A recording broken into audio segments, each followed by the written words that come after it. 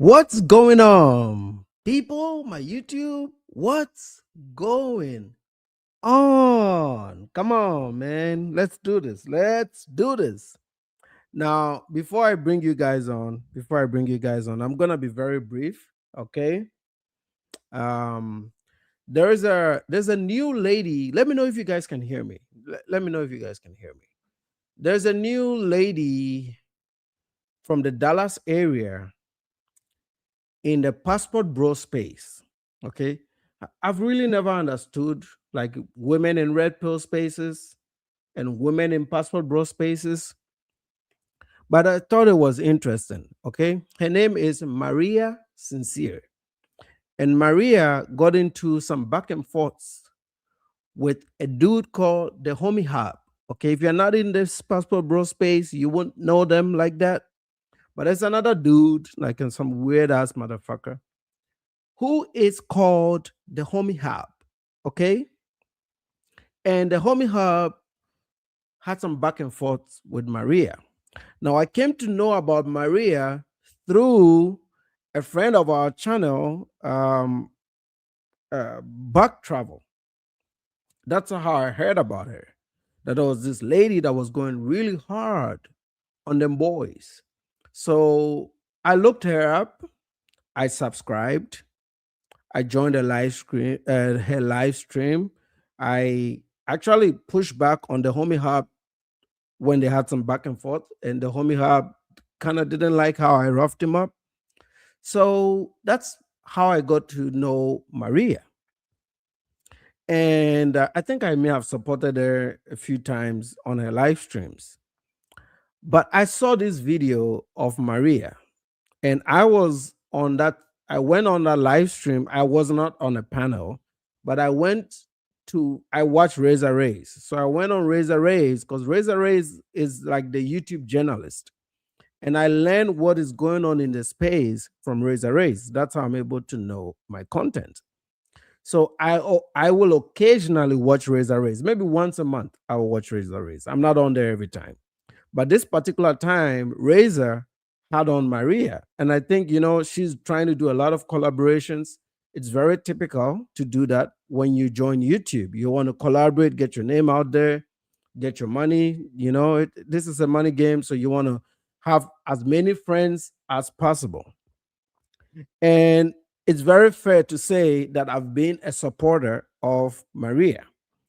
But when Razor Rays had that live stream, she did something that was very amateur. She allowed Razor to bring on some of her critics, and it looks like it went out of control. I was not on there enough to see that part of the event, but that clip is going viral on TikTok and Instagram, and this may sound a little bit critical of her, but I don't think she has the background to go against these guys. Okay. It's great that she speaks a little bit of Spanish, not the best, but a little bit of Spanish. It's great that she speaks a bit of Spanish. It's great that she has a Latin American experience, so she understands the dynamics of Latin America. But what she doesn't know is she's going up against some deranged men who have no limits. See, like, I will give Maria all the respect she deserves. I will never go after her for some of her past choices and some of the people she dated. And, I'll never go there. I'll never go there. I will never go against the typical manosphere talking points about being a single mom. That's not the things that I do. Okay. So, but she doesn't know that. She thinks she's dealing with regular dudes. The Passport Bro boys and the Manosphere guys are not regular dudes. If you want to go against them, you have to have a formidable background that is not questionable. And unfortunately, Maria doesn't have that. From what I've seen, she doesn't have that. I don't think, uh, I think she got pushed. And Razor Reyes, shout out to Razor Reyes. Razor Reyes asked a very good question, like, why have you found yourself in this space? And she said she traveled to Cartagena and then she dated somebody and this happened and that happened. And now these guys are using that against her. And it looks like after I left the live stream, she crashed out.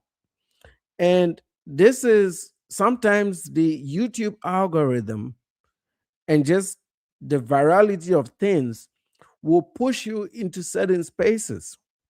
But if you're not cut out for that space and you want your sanity, I think there is better content for her to do than to do password bro content as a woman. It's really not, she's gonna have a little bit of a spike right now, but she's gonna peak out because even the guys that are real dudes in this space, they don't have a big following and they don't make a lot of views. So I think as articulate as she is, as beautiful as she is, as charismatic as she is, I think she's in the wrong space, and I hope that I don't want her to look at this as me being critical because I supported her against the Homie Hub. I'm just being honest from being the number one critic in this space. Like, I am the dude that nobody wants their business here.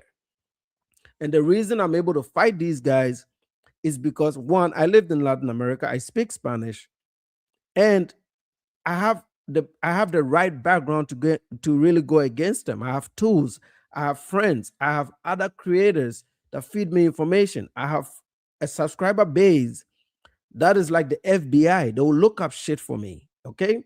And I'm a very confrontational dude. I will fight to the very last breath. Okay. And I don't think she has that. And I kind of feel bad that she's been backed into this space, that she's putting so much effort and time into this. But I think she needs to slowly get herself out of the space because these guys are gonna go nasty. I'm gonna play you guys a clip that is going around. After that clip is done, the link will be in the chat and I'll bring you guys on and we'll start our topic. But I wanted to address this because I want to help her. I'm looking at this from a position of, girl, you've gotten a bit of an exposure. Start pivoting your content away from the men. Okay. Pivot your content away from the men because fighting these guys traveled overseas because they didn't want to date women like Maria. So going overseas to see what they do and then create content criticizing them, you're gonna be a receiving punch. They are really gonna go hard on you as a collective. And these guys have a same WhatsApp group. They go and they fight. And I don't want to be seen like as some simp going there and trying to fight the battles. I'm not here to fight battles of other women. I'm fighting my own battles on YouTube. Okay, so I have enough fights on YouTube to be a backup fighter for Maria, and I think this should be some good advice for her. But let me go ahead and play you guys this video that I seen. I thought it was interesting. It came after that call. I was like, what is going on here? I didn't see this part, and that really broke my heart when I saw it. Let's go. Cause your ass is a degenerate. You don't think fucking shit, you bitch ass nigga. You ain't got shit to say to me, hoe ass nigga. So that little frame you saw, you can be very pretty. She's a very beautiful woman. I mean, if you look at her, she looks Latina. I think she's half race, mixed race. Beautiful woman, very Texan accent, which is beautiful. But to go against these guys, when you start speaking like that, it takes the beauty away from you. and you give them an opportunity to pounce on you. And when I saw this, I was very disappointed. I didn't like it. What up? This is Solo Traveler or RDI. She was talking about Passport Bros. Comments below. Yep. So this is the video. It kind of check it out. Club called Delirium, and she met this guy, and she's here. She's right. So look at the title right there. She went to Cartagena, Colombia to get dirt on Passport Bros. That's not why she went there, but this is what they're gonna clip out and send. Okay, I am pretty much one of the biggest critics that has a platform against this group, and you will never hear them take clips of me going around, because a lot of the times they're really scared of me. They're not gonna do that because they know that the comeback is gonna be so strong. A lot of them don't like that. They don't like my style of operation. They know it. They don't like that. And I don't like to go after the small guys. I like the big ones. Okay. The big ones is why you're here today. All right. So this is the title they made. She went to Cartagena, Colombia to get dirt on Passport Bros, only to end up getting smashed by a Passport Bro. So this is what they are saying. And things like this has a component of virality. It's gonna go around. It's gonna demean you as a woman. You're not gonna get a lot of support. Why? Because there's not a lot of Black women in this space. They're not here.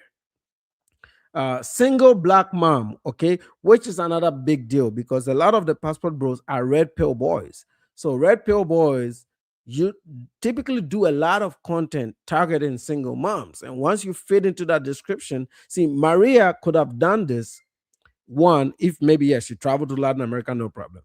But if she was not a single mom, if maybe she was married and had a stable relationship, if she was not dating on these trips, because she said she claimed she dated somebody that was also a traveler in Cartagena. She's currently dating somebody in the Dominican Republic. So it makes people think that you're out there today.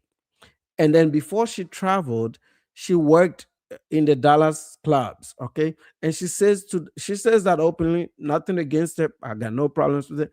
But when you have a background like this, it's very hard to go against these guys. Okay. My background allows me to do that. Okay. But she doesn't have the background to do that. And I think she was forced into this space. I don't think she got on YouTube to get into this space. I think she got really pushed into it due to the fact that she was traveling.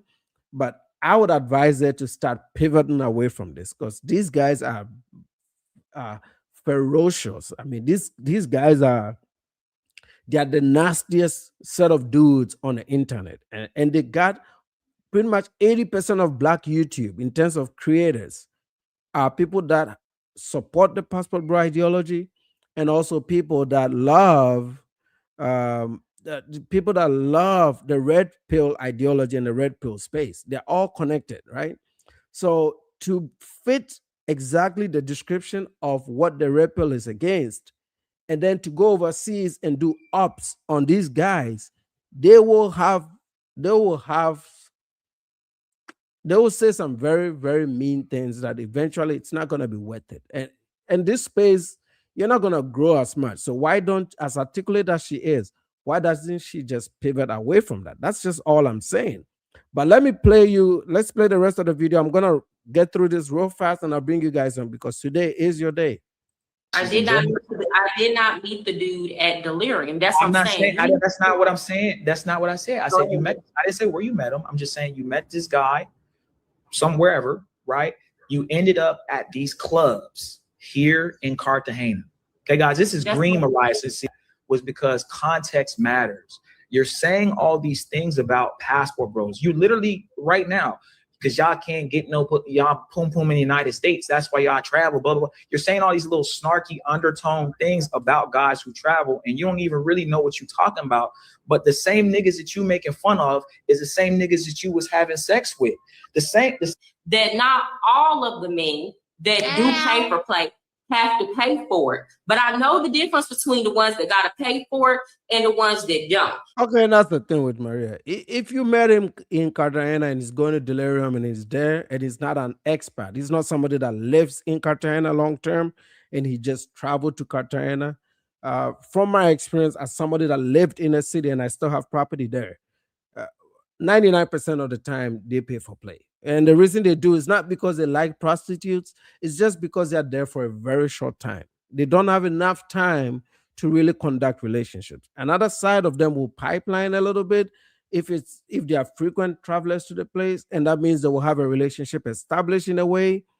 But for the most part, it will be pay for play. So if you met that dude and you were traveling and he was traveling, the same way he showed interest in you, that's typically how it goes. And this is why I think Maria is not really prepared to fight this, guys. Like, she's got good intentions, very articulate, good creator, actually, awesome creator, I think, and hard worker. She's putting in the hours, but I think she's in the wrong space because her background just doesn't allow her to fight these guys. You have to really come with some formidable background that has no questions, so that you can go back and forth with them. Okay, you just can't do it just because you traveled overseas. These guys are serious, harmful dudes, man. They will go all out to destroy you. I mean, they threaten to even come to my house. Okay, if they are threatening to come to my house, they are willing to go all the way. They've threatened lawsuits against me. All right, so these are not some dudes that are willing to just lay down. They are really fighting for the ability to pay for play and buy box overseas. They don't have time to entertain some chick that traveled overseas trying to fight their battle. It's hard, man. I don't know why she's doing it. And the ones that's hating on somebody like me, if you hating on me, you got any type of animosity towards me, then clearly you a dude that don't get no pussy for real. Because dudes that get pussy, dudes that get bitches ain't sitting up mad at women, hating on a woman, doing all this extra stuff. I'm going to stop right there because I need y'all to know she started fucking on the same niggas that she's making fun of. You see that little smirk? You see that with everybody? And that's what I'm saying, Steve. Lame ass niggas like you always have to over exaggerate and paint a situation in a way that it wasn't. Because you're a lame fucking bitch. And see, at this stretch, I wanted to play this off so you guys can get it. This is a stretch where I thought, okay, girl, this is the time you leave this space. This is the exact time where you pivot away into regular travel content, where you attract a diverse audience that is not like some deranged group of sick men. Because I know these guys and you don't. And if you know what you're signing up for, I think it's best. This is my best advice for her because I like her. She's not gonna look at me and say I'm a hater and I don't get pussy. I'm an old dude, man. I don't care about pussy. Okay, I'm married. I'm an old dude.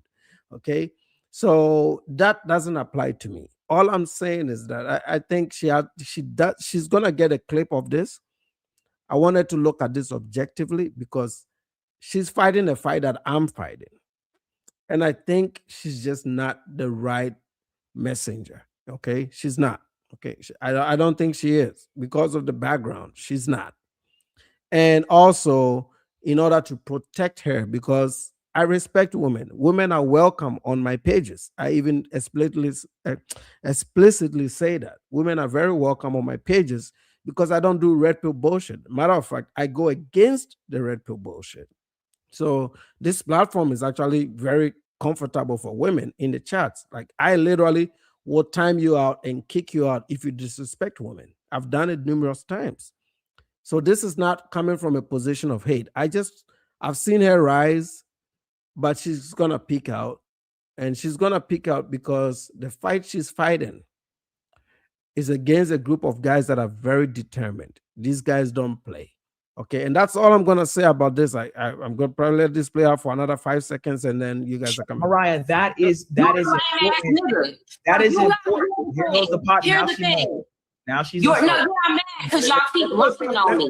I have a relationship with one person. You keep on talking about she coming down here fucking niggas. You're implying that I fucked all them niggas. That's what you're implying, when that wasn't the truth. I have a relationship with one person. You know exactly what you're doing. You know exactly what you were doing when you posted that hoe ass thumbnail. You know exactly what you're doing. And you the lame ass nigga I'm talking about. This is what I'm saying. You keep trying to paint a narrative that was not true. Chat, she has a bad attitude. She has a really bad mouth for a woman. This is the kind of woman. This is why we move out of the state right here. A lame ass nigga every single time. Do you feel me? Every time, chat. Look how she gets triggered. She don't even understand. Somebody could have checked your lame ass alone. Yep, they baited her. Yeah, she played right into their hands. She did. When I started out, they were trying to do the same thing with me. I'm just a different person, okay? But she doesn't understand the type of dude she's dealing with. They baited her. They baited her. They got her into it. I was like, look, this is the same kind of woman we're trying to run away from. And this is on Razor Rays, where 90% of the dudes are passport bros. So obviously, they're going to side with men tuition. And these guys are very calculative. They got her, they wanted her up, they got her to crash out. And essentially, they shut her down because this is going around on Instagram and all these other places, and reaction channels are picking it up. Not a big deal because she's such a small creator. But they're gonna say, "Oh, look, passport says and this and that, and you're in the wrong destination. You should be in Jamaica."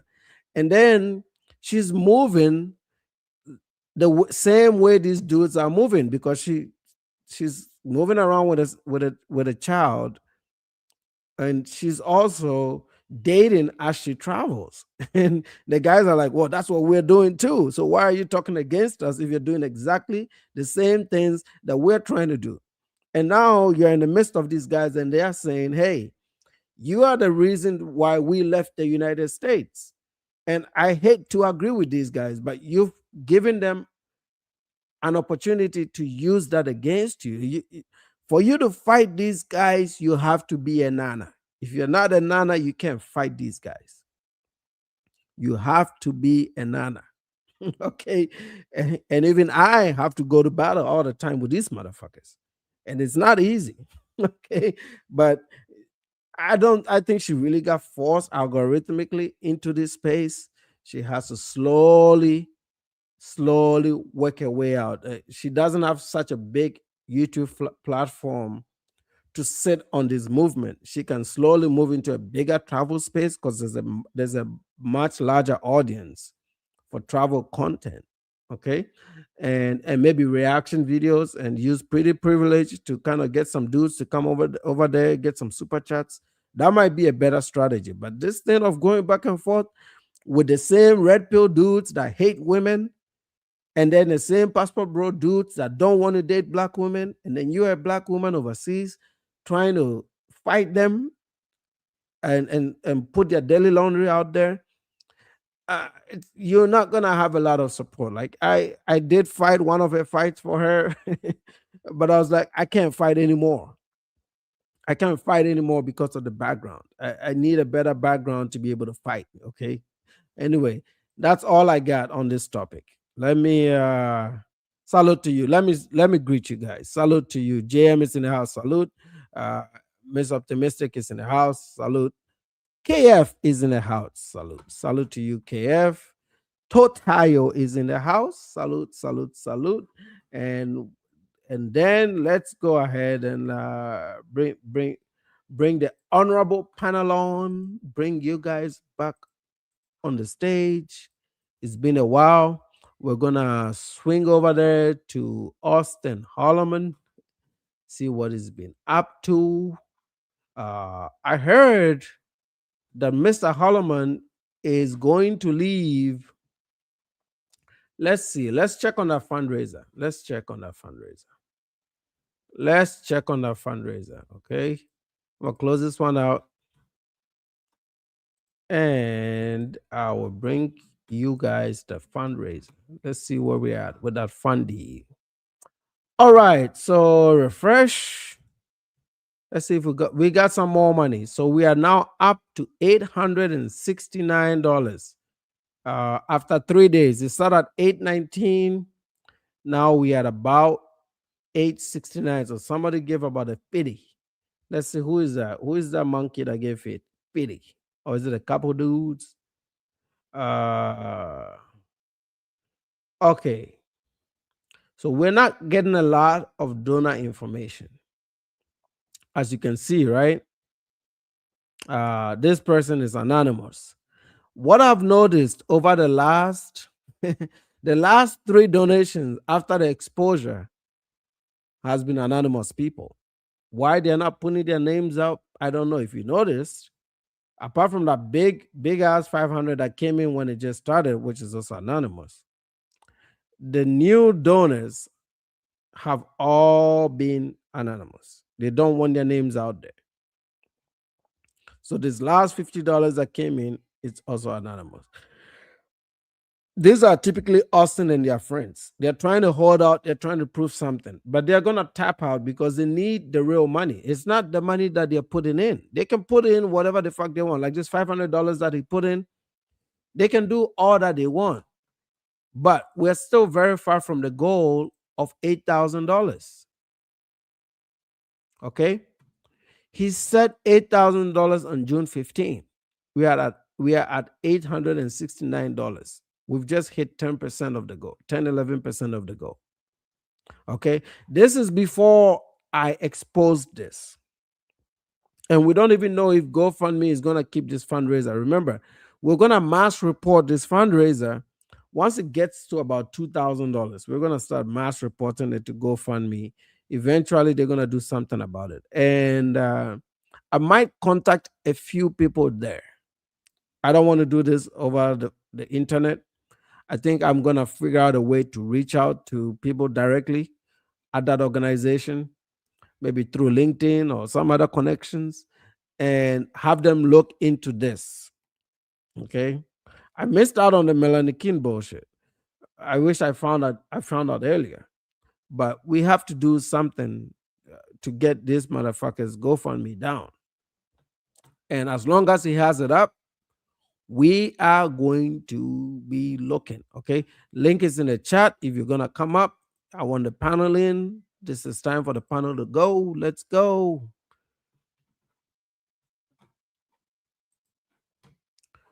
Let's see. I'm cutting everybody off. All right. What do you got for us? He did a clip of that video cutting everybody off. Let's see. Cutting everybody off. Auston Holleman is cutting everybody off. Right here. Let's go. Right here. Is that it? Okay. Well, if you guys have been watching my live streams, you may have seen me post a video that said that I was cutting everybody off. This is just me coming out on, just some personal connecting with my audience. I guess parasocial is what you could call it. I'm a firm believer that everything happens for a reason, right? There's a reason why in 2025 I went out of control with my spending and went broke. And we had to go back to South Africa and then Namibia and Botswana. And then I met Miss Beautiful Z here. And it's a lot easier to stay inside the house when you have a girlfriend. It's easy to say, I'm not going to spend as much money or hang out if you are single. You can't really, you're still going to have to go outside and hang out. So now that I have a boring girlfriend, let's call her a boring girlfriend. She's not literally boring, but I'm going to call her boring as in she enjoys doing boring stuff. Like she likes to watch World War II documentaries with me. So there you have it. That is very coincidental that happened because I'm surprised that somebody has not literally stabbed me in my back by now. The amount of people that were around me in 2025 and people have like Traverse Cultures, Kiyoshi and a few other people have been telling me you have too many people around you. You have too many friends per se. I just saw this comment from Steven. Salute to you, Steven. Steven is saying it's not 869, it's 369 because 500 is his money. I agree with you. Totally agree with you, bro. And I kind of knew what they were saying, but I kind of just didn't really take too much account into it. But obviously I was listening because I remember now. I don't know how the hell somebody didn't murder me in this apartment last year because a lot of y'all are stupid. Well, let me not say that. A lot of y'all are mentally ill. The amount of people that I have encountered that have hung around me and didn't like me is insane. I'm gonna give you guys a story. I remember the gym that I would go to, that I used to go to. There was a guy that was there that was always looking at me, kind of just like, you know, kind of really didn't even do a head nod. It was another American guy. Well, one of the guys there said, hey, you know, that guy, he moved out here, he relocated and got a wife and got married. And he said he came from watching your videos. Then, like, if you relocated to a whole nother continent, why the hell would you? Because of my content is what you told someone else, and that another person told me. Why would you be side-eyeing me? You know, like, what if I became? Or maybe they figured out initially they liked your content, they watched your content, they thought you were a good person. And then down the line, because you live stream a lot, they figured out that you're full of shit. And they were like, I don't want to be around this motherfucker, even though he may have inspired me to move somewhere. I've seen O'Shea respond to a few comments like that in the past where people have moved out somewhere because of him to Uganda, but then they don't rock with him when they get there. Sometimes after a few videos, people figure you out, and they decide that they just don't want to be around you. They don't want to be partying all the time. They don't want to be getting broke in foreign countries. So they go over there. Uh, you help them outside of that stereotype that Africa is dusty, and they found a wife and they settled up in Kenya, and they just don't want to be around a dude that drinks all the time, parties all the time, hops around girls all the time. So don't be mad at the dudes that make those decisions. Okay. Became a professional basketball player and I was inspired by Michael Jordan, would I side-eye him when I see him, or would I be like, hey, at least fucking say what's up? You know, I just thought that was strange.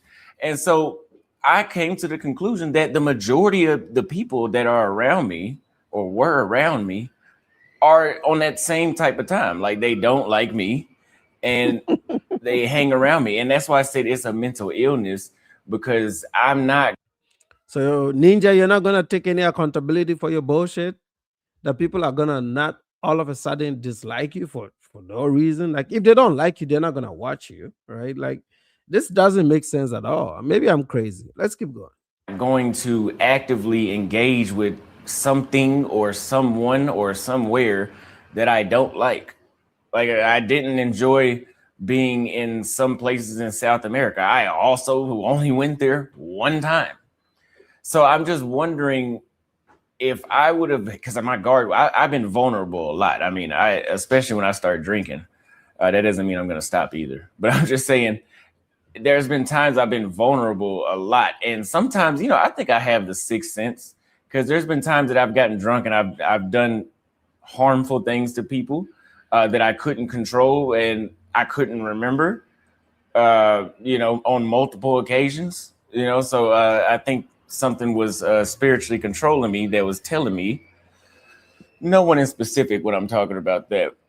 But I'm just curious to know, like, how much longer would that have lasted if I would have kept living like that? If I would have kept hanging around people that don't like me. There's even people, like, there's even several moderators over time on my YouTube live streams that have donated money or that have been watching me for 3-4 years that don't like me.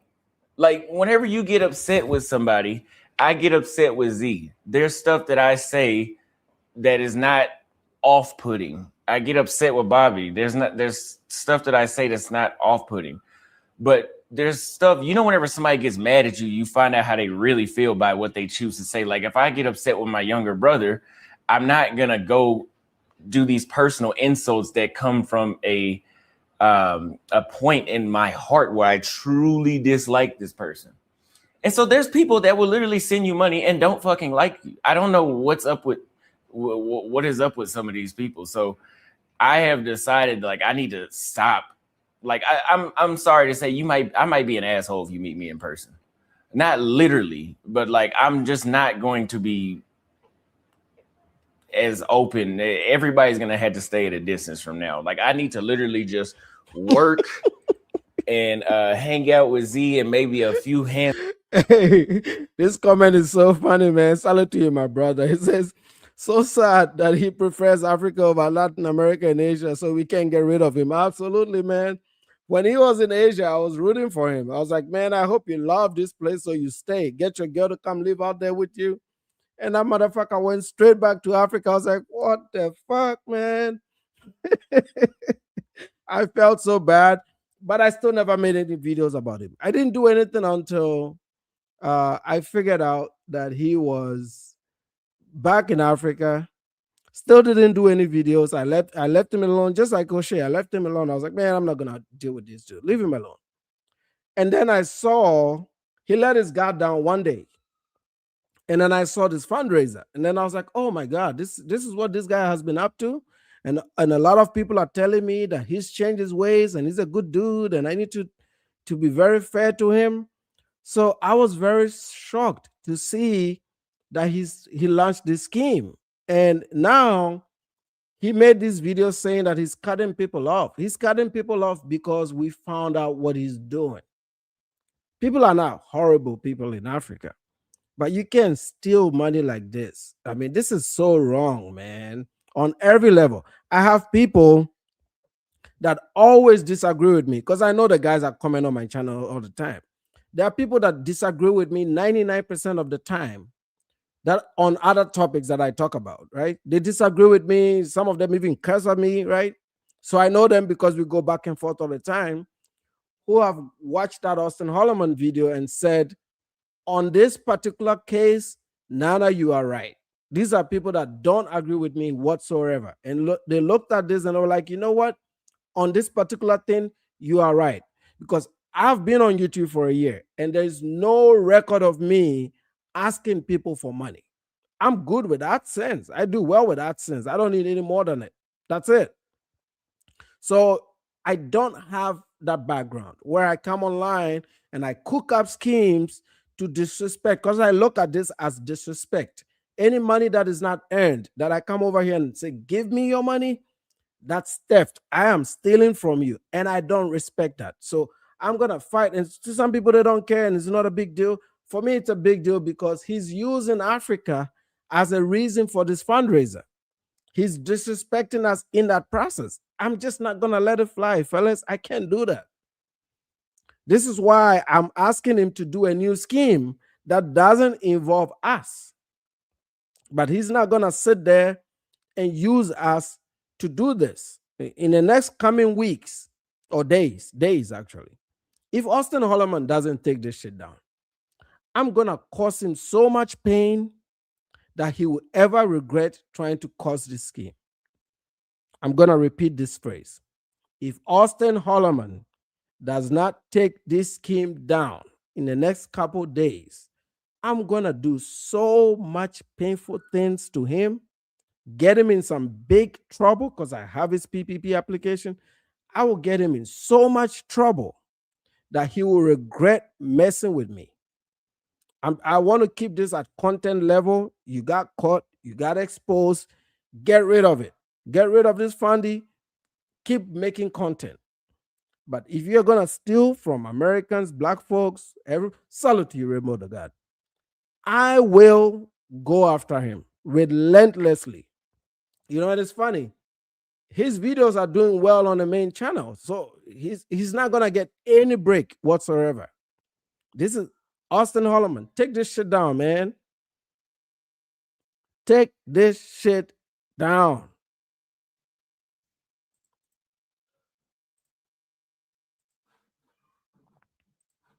And select full of friends that I have, and that's it.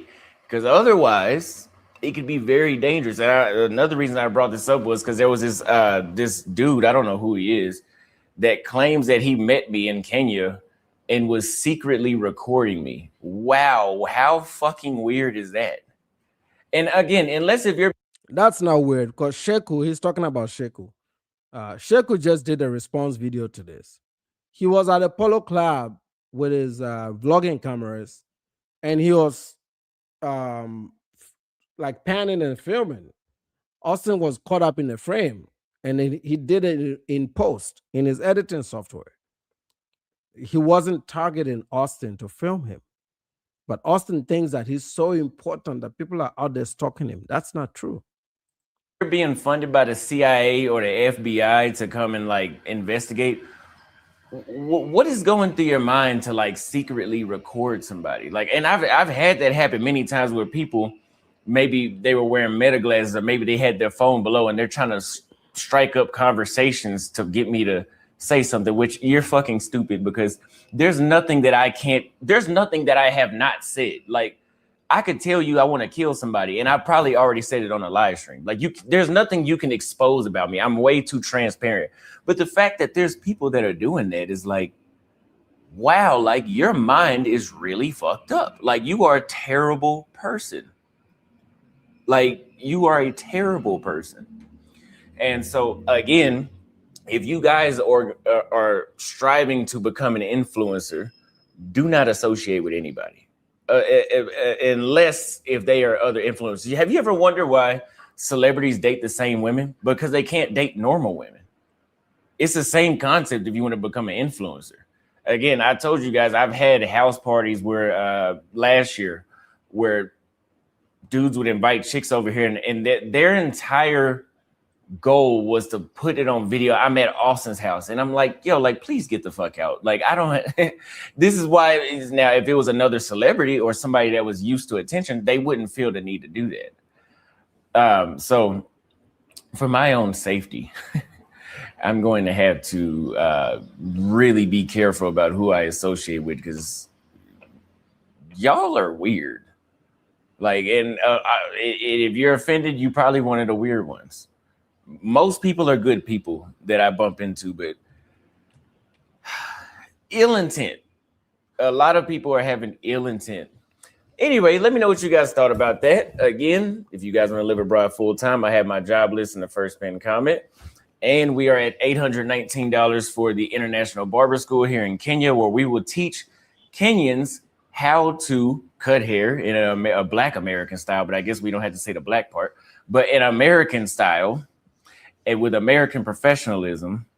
And that will just be another point that the Black American community can add, or let me stop doing that. The American community can add to Kenyans, which is good. I mean, if there's going to be a large number of Americans relocating to Africa, most of y'all are coming here just to drink and have sex. I think that's not going to give as much favor.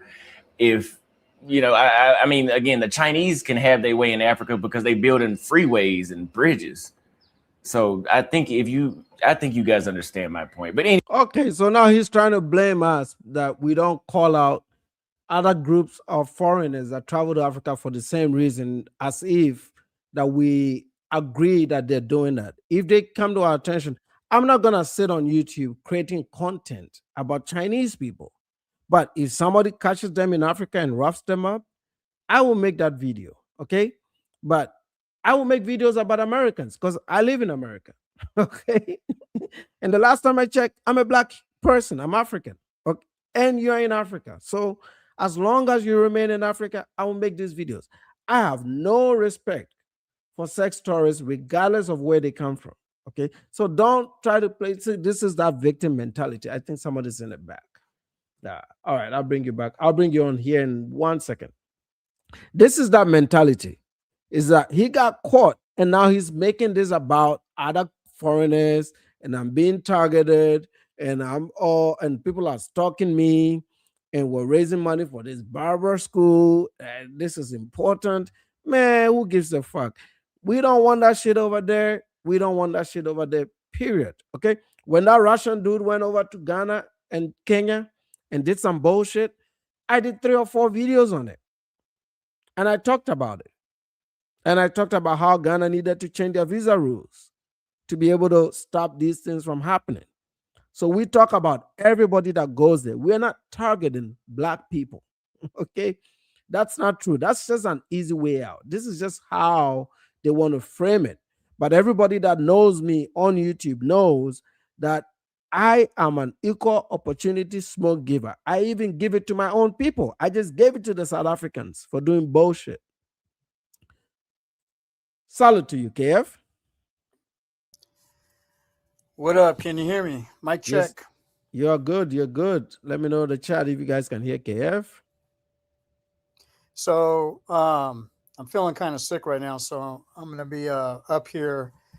I'm going to be explaining, and then I can also share a couple screens in a moment of the grift that Auston Holleman is presenting to his fans. So basically, I'm just going to go over the highlights of what it takes as a foreigner to start a business in Kenya. And we're talking, e.g., trade businesses, barbers, welders, electricians, you name it. So first of all, let me just go down the first thing, and there's going to be little subcategories here, and then I'll get into a couple of screen shares so that way you can see the complexity of what it takes, because it's not easy to start a business in Kenya as a foreigner, as some of these YouTubers claim that it is. And I'm sure in Ghana it's pretty much the same way. Nana, you can clarify if that is true or not. But I don't think it would be that easy to start a business in Ghana. Hello? Yeah, go ahead. What did you say? Yeah. I was okay. So what I'm saying is, it's not easy to start a business in Kenya as a foreigner, and I would imagine it'd be the same in Ghana. No, it's not. It's not. First of all, you need to have residency to start with. Right. So let me read this off. This is just an overview. Foreigners must register the business via the eCitizen portal, which, by the way, the eCitizen portal, eCitizen is where all the Kenya government agencies are listed in one particular portal. And there's a lot of them, just like any country. And obtain a certificate of incorporation or compliance.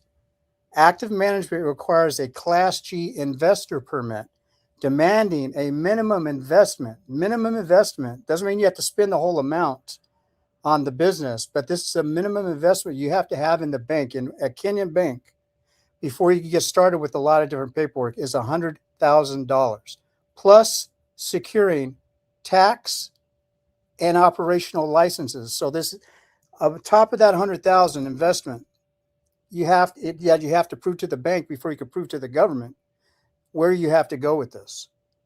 Okay, so there's company registration, name search, reserve a preferred company name via eCitizen portal, incorporation, CR12 form. Then you have to go into tax and investor compliance, foreign investor KRA PIN, which is Kenyan Revenue Authority, like the IRS. Mm-hmm. Okay, so you need to get a PIN. Then you have to get a company KRA PIN. So there's two different PINs you have to get.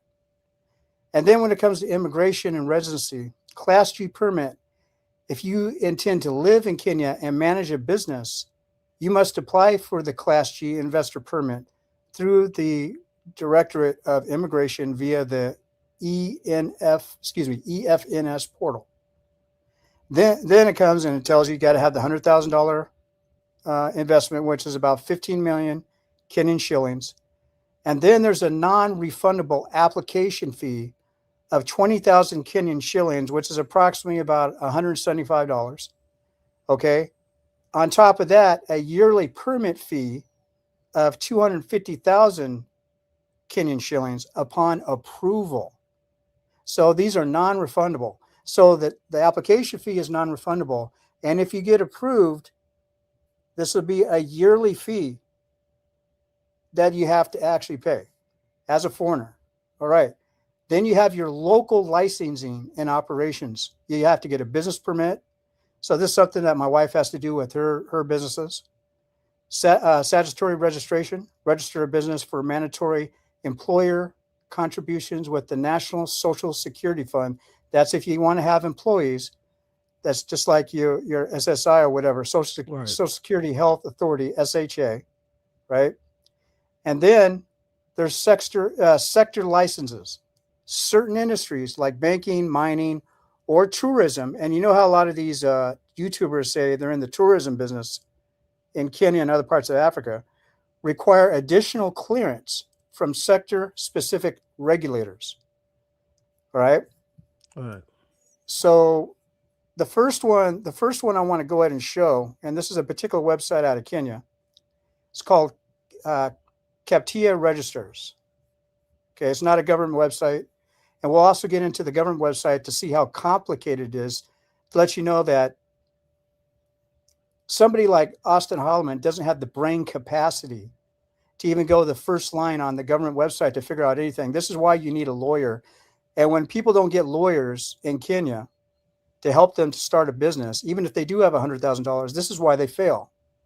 That's one of the main reasons why they fail. You got it. So on top of all these fees I already mentioned, there's a bunch of other hidden fees. And then, of course, there's going to be the fees of hiring a lawyer so they can dot all your I's and cross all your T's. So let me go ahead and share the screen I'm looking at right now. Okay.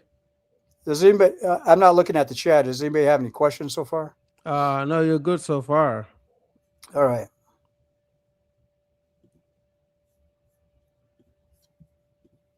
Tell me when you can see that.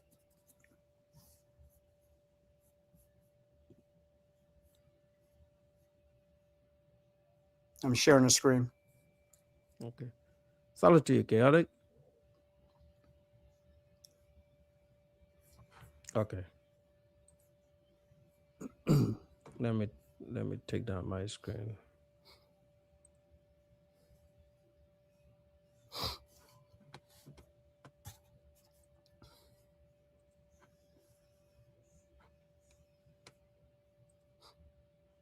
All right. So on here, there's basically 12 questions. Can a foreigner register a company in Kenya? The answer is yes. Foreigners can fully own and register a company in Kenya without requiring a local partner. However, this key point, some business sectors, e.g., telecommunications, insurance, and banking, may have restrictions on foreign ownership. Now, when it comes to telecommunications, I've heard some people say that's what they want to get into when they go into other countries, because that might be their expertise in the United States. These are some of the things that you cannot get into. What is the best business structure for a foreigner to start a business in Kenya? Okay, so foreign investors typically register as private limited company, LTD, most common and flexible for foreign ownership. Foreign branch office, if you want to extend your existing company, so if you have a business in America already to Kenya, you could do that. You can combine it. Limited liability partnership, LLP, suitable for professional service firms. So like having a law firm. You actually can have a law firm in Kenya, but there's a whole bunch of other structures to that. And with that, it gets very complicated. But we're talking about somebody like Austin who wants to open a barber school or even just a barbershop, right? So what is the minimum capital requirement of foreign-owned company in Kenya? Most businesses have a specific minimum capital requirement. However, companies owned 100% by foreigners in certain sectors, e.g. trade businesses, like I was talking about before, must have a minimum capital USD of $100,000, equal to about 15 million Kenyan shillings, to qualify for an investor's work permit. Do foreigners need a Kenyan partner to register a company? No. Foreigners do not need a local partner unless required by industry regulations, e.g. security services, telecommunications. This again, where some people want to get into telecommunications. A foreigner can own 100% of a private limited company. Can a foreigner be a director of a Kenyan company? The answer is yes. A foreigner can be a director of a Kenyan company. However, at least one director must have a Kenyan personal identification number, KRA PIN, which foreigners can obtain by registering with Kenya Revenue Authority, KRA. Please note, you need an investment permit to obtain a KRA PIN. Which means you need 100,000 to obtain that. Right. See where the complication gets in? And this is only the beginning. Okay, so what are the tax obligations for foreign-owned company in Kenya? Registered companies in Kenya must comply with corporate income tax, so 30% for resident companies, 37.5% for non-resident companies. That's a lot. Value-added tax, VAT. So a lot of Americans don't understand this, but this is what they use all throughout Europe. It's already included in prices. It's like a sales tax, but it's already included. 16% for businesses earning over Kenyan shillings of 5 million annually. Pay as you earn, PAYE, for employees. What is the process for registering a company in Kenya as a foreigner? Reserve a company name via eCitizen. That's that website, like I said, that has all the Kenyan government agencies. Okay. That's also where you get your visa and everything like that online. Prepare registration documents, memorandum of articles of association, form CR1, CR2, CR8. And once you start saying CR1, CR2, CR8, Austin is already lost. Provide copies of passports. So that one's easy. KR pins, passport photos of directors and shareholders. So if you're going to have more than just you need all that stuff from them. Okay. Indicate a registered office address in Kenya. Submit application on eCitizen, processed within 5 to 10 working days. Receive certificate of incorporation. Register for tax KRA PIN, NSSF, that's the Social Security thing, NHIF, that's for health, and business permit. 8. Does a foreigner need a work permit to register and run a company in Kenya? The answer is no. No work permit is needed to own a company. However, a work permit, Class G investor permit, is required for a foreigner who wants to work and manage a company in Kenya. So if you want to be there like Austin is in Kenya, you have to get this on top of all that stuff we already went through.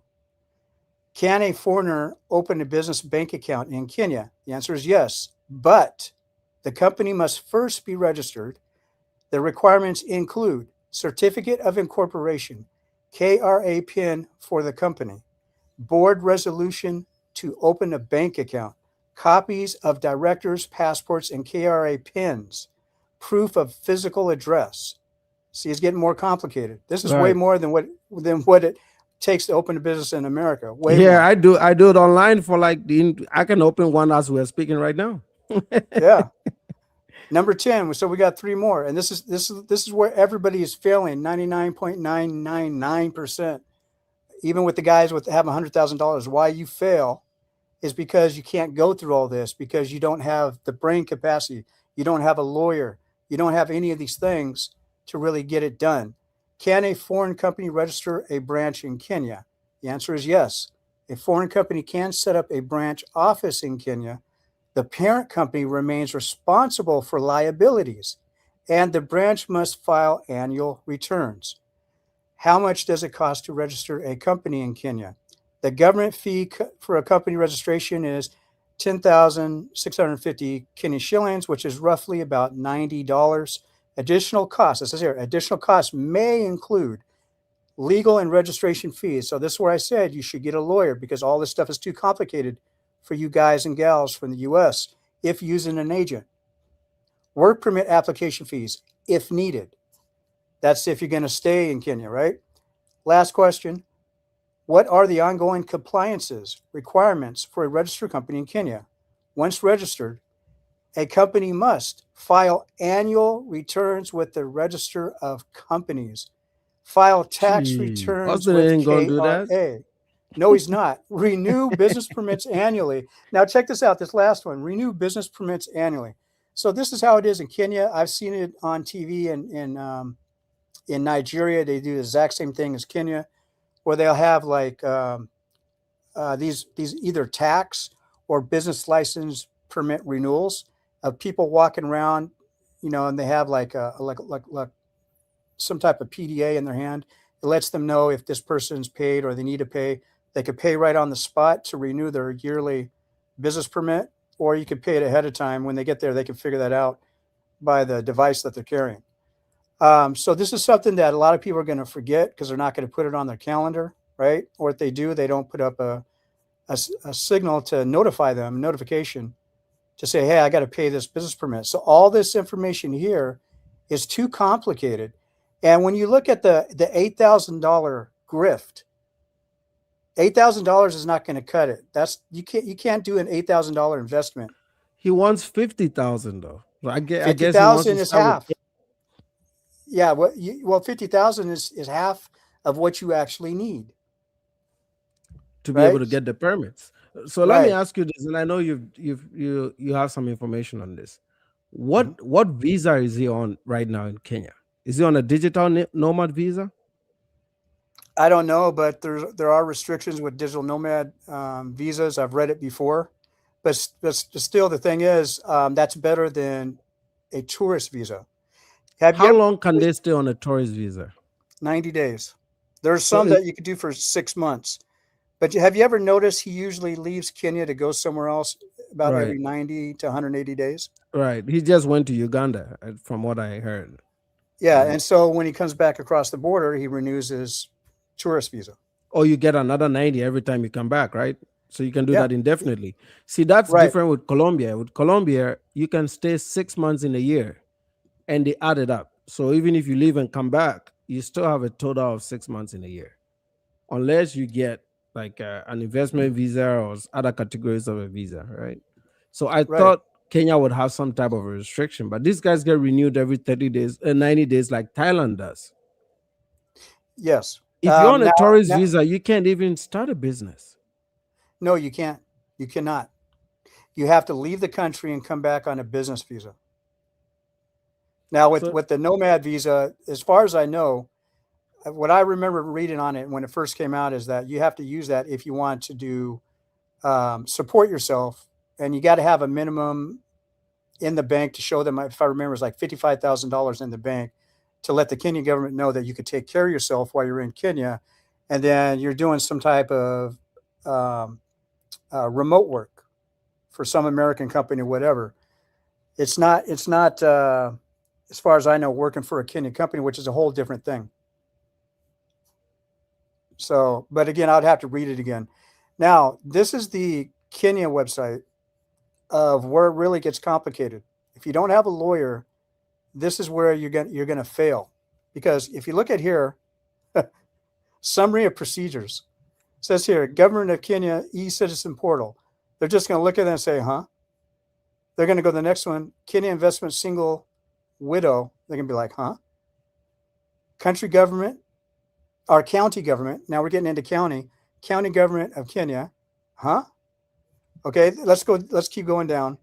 Results of okay, there's 6 results. Required documents right here. This is one I wanted to look at. The passport is easy, but here's one. Signed notice of registration address, CR8. Signed company registered form, CR1.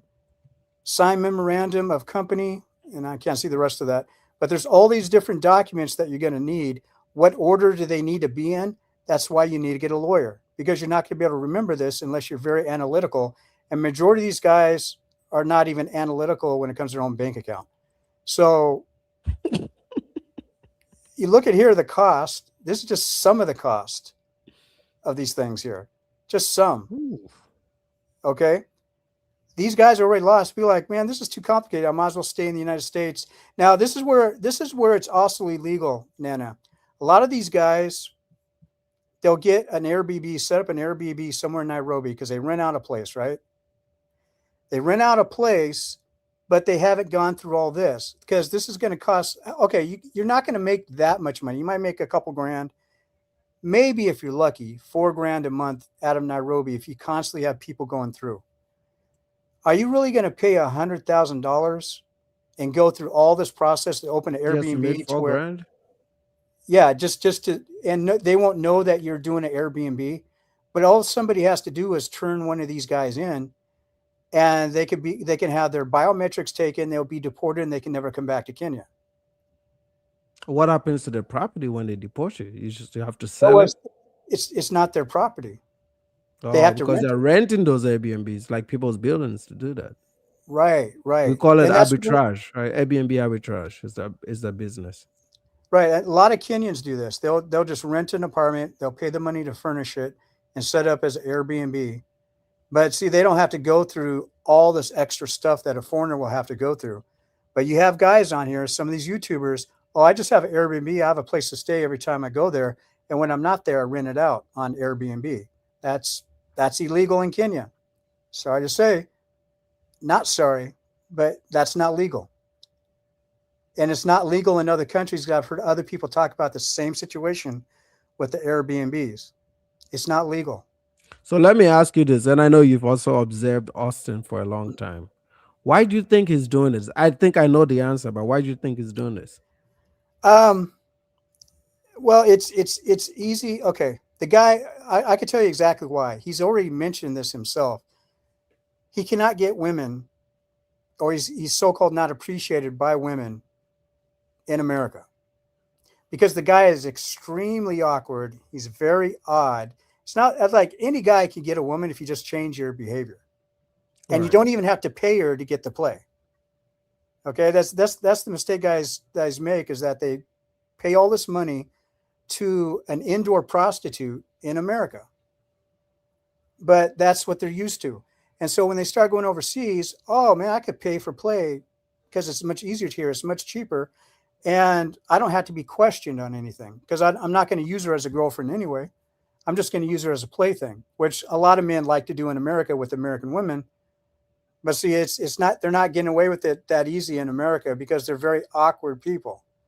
And plus they just like being nasty, like being perverts. So when you go out and buy box, you're in the perverted sector.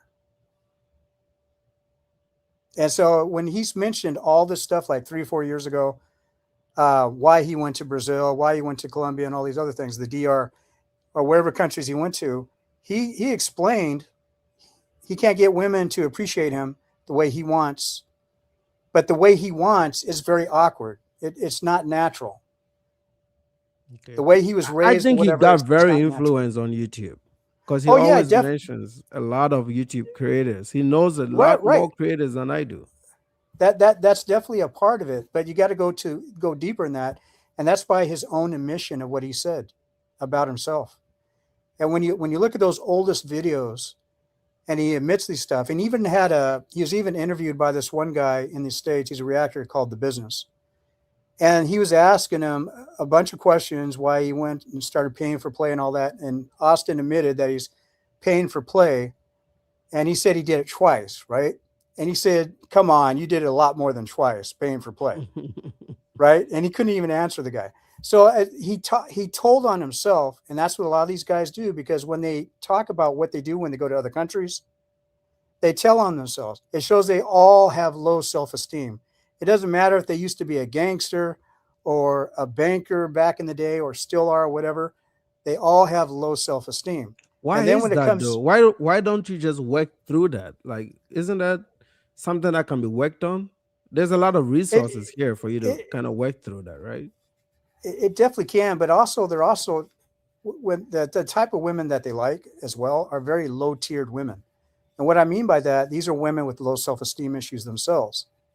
So, you got the ones that are very loudmouth, who dress up like a doll, who want to look a certain way, try to impress men in the wrong ways, but all they really are is after a guy's money.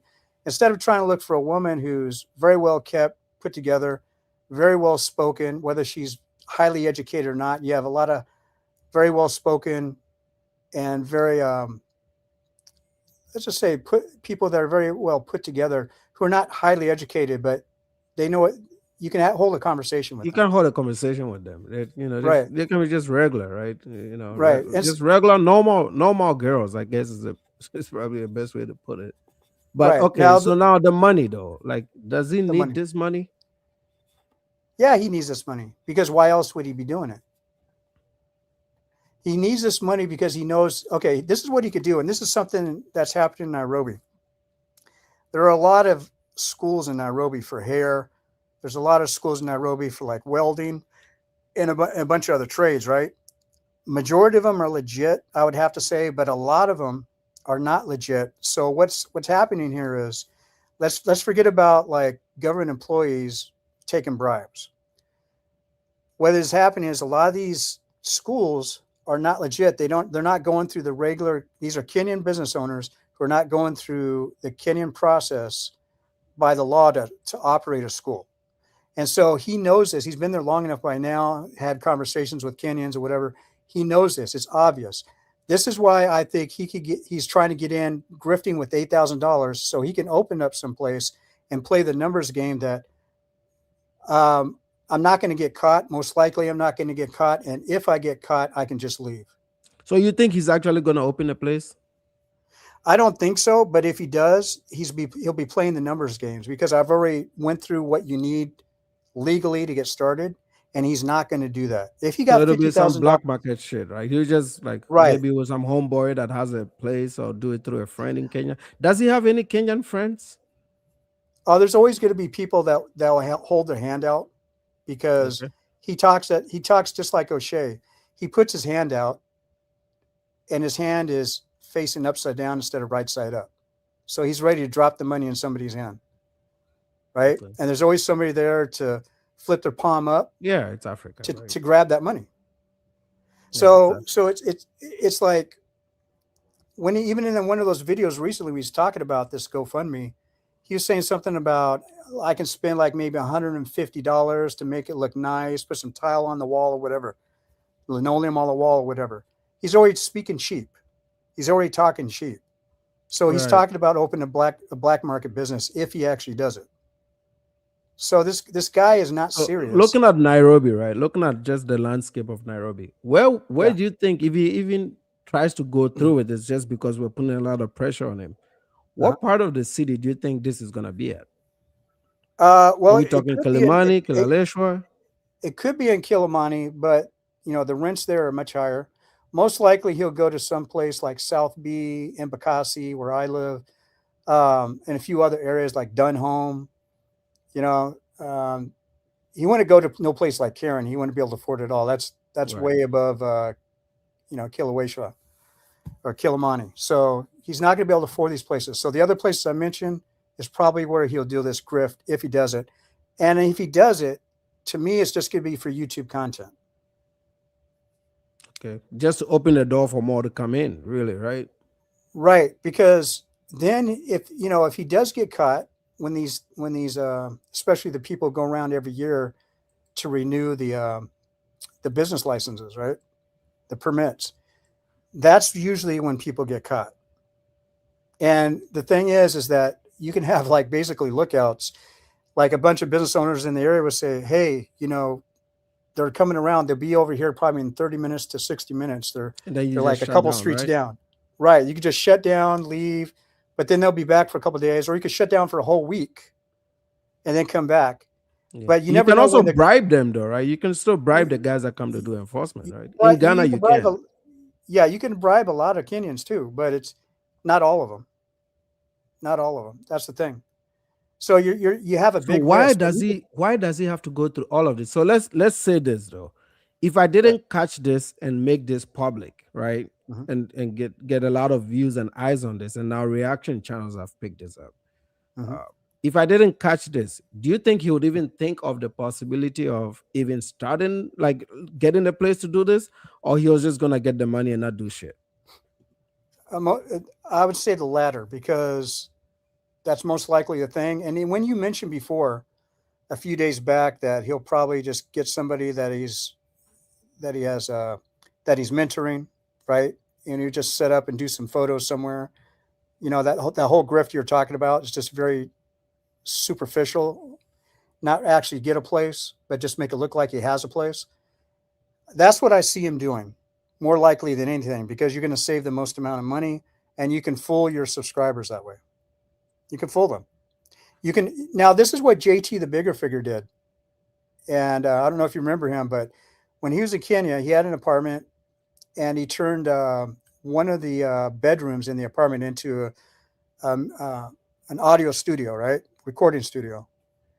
But he wasn't really producing any music that went anywhere, but he did that for his YouTube content, because now he's a YouTuber. He's really no longer a music producer. And this is a guy that used to work with Snoop Dogg, but he was the guy that got busted doing land scams in Kenya.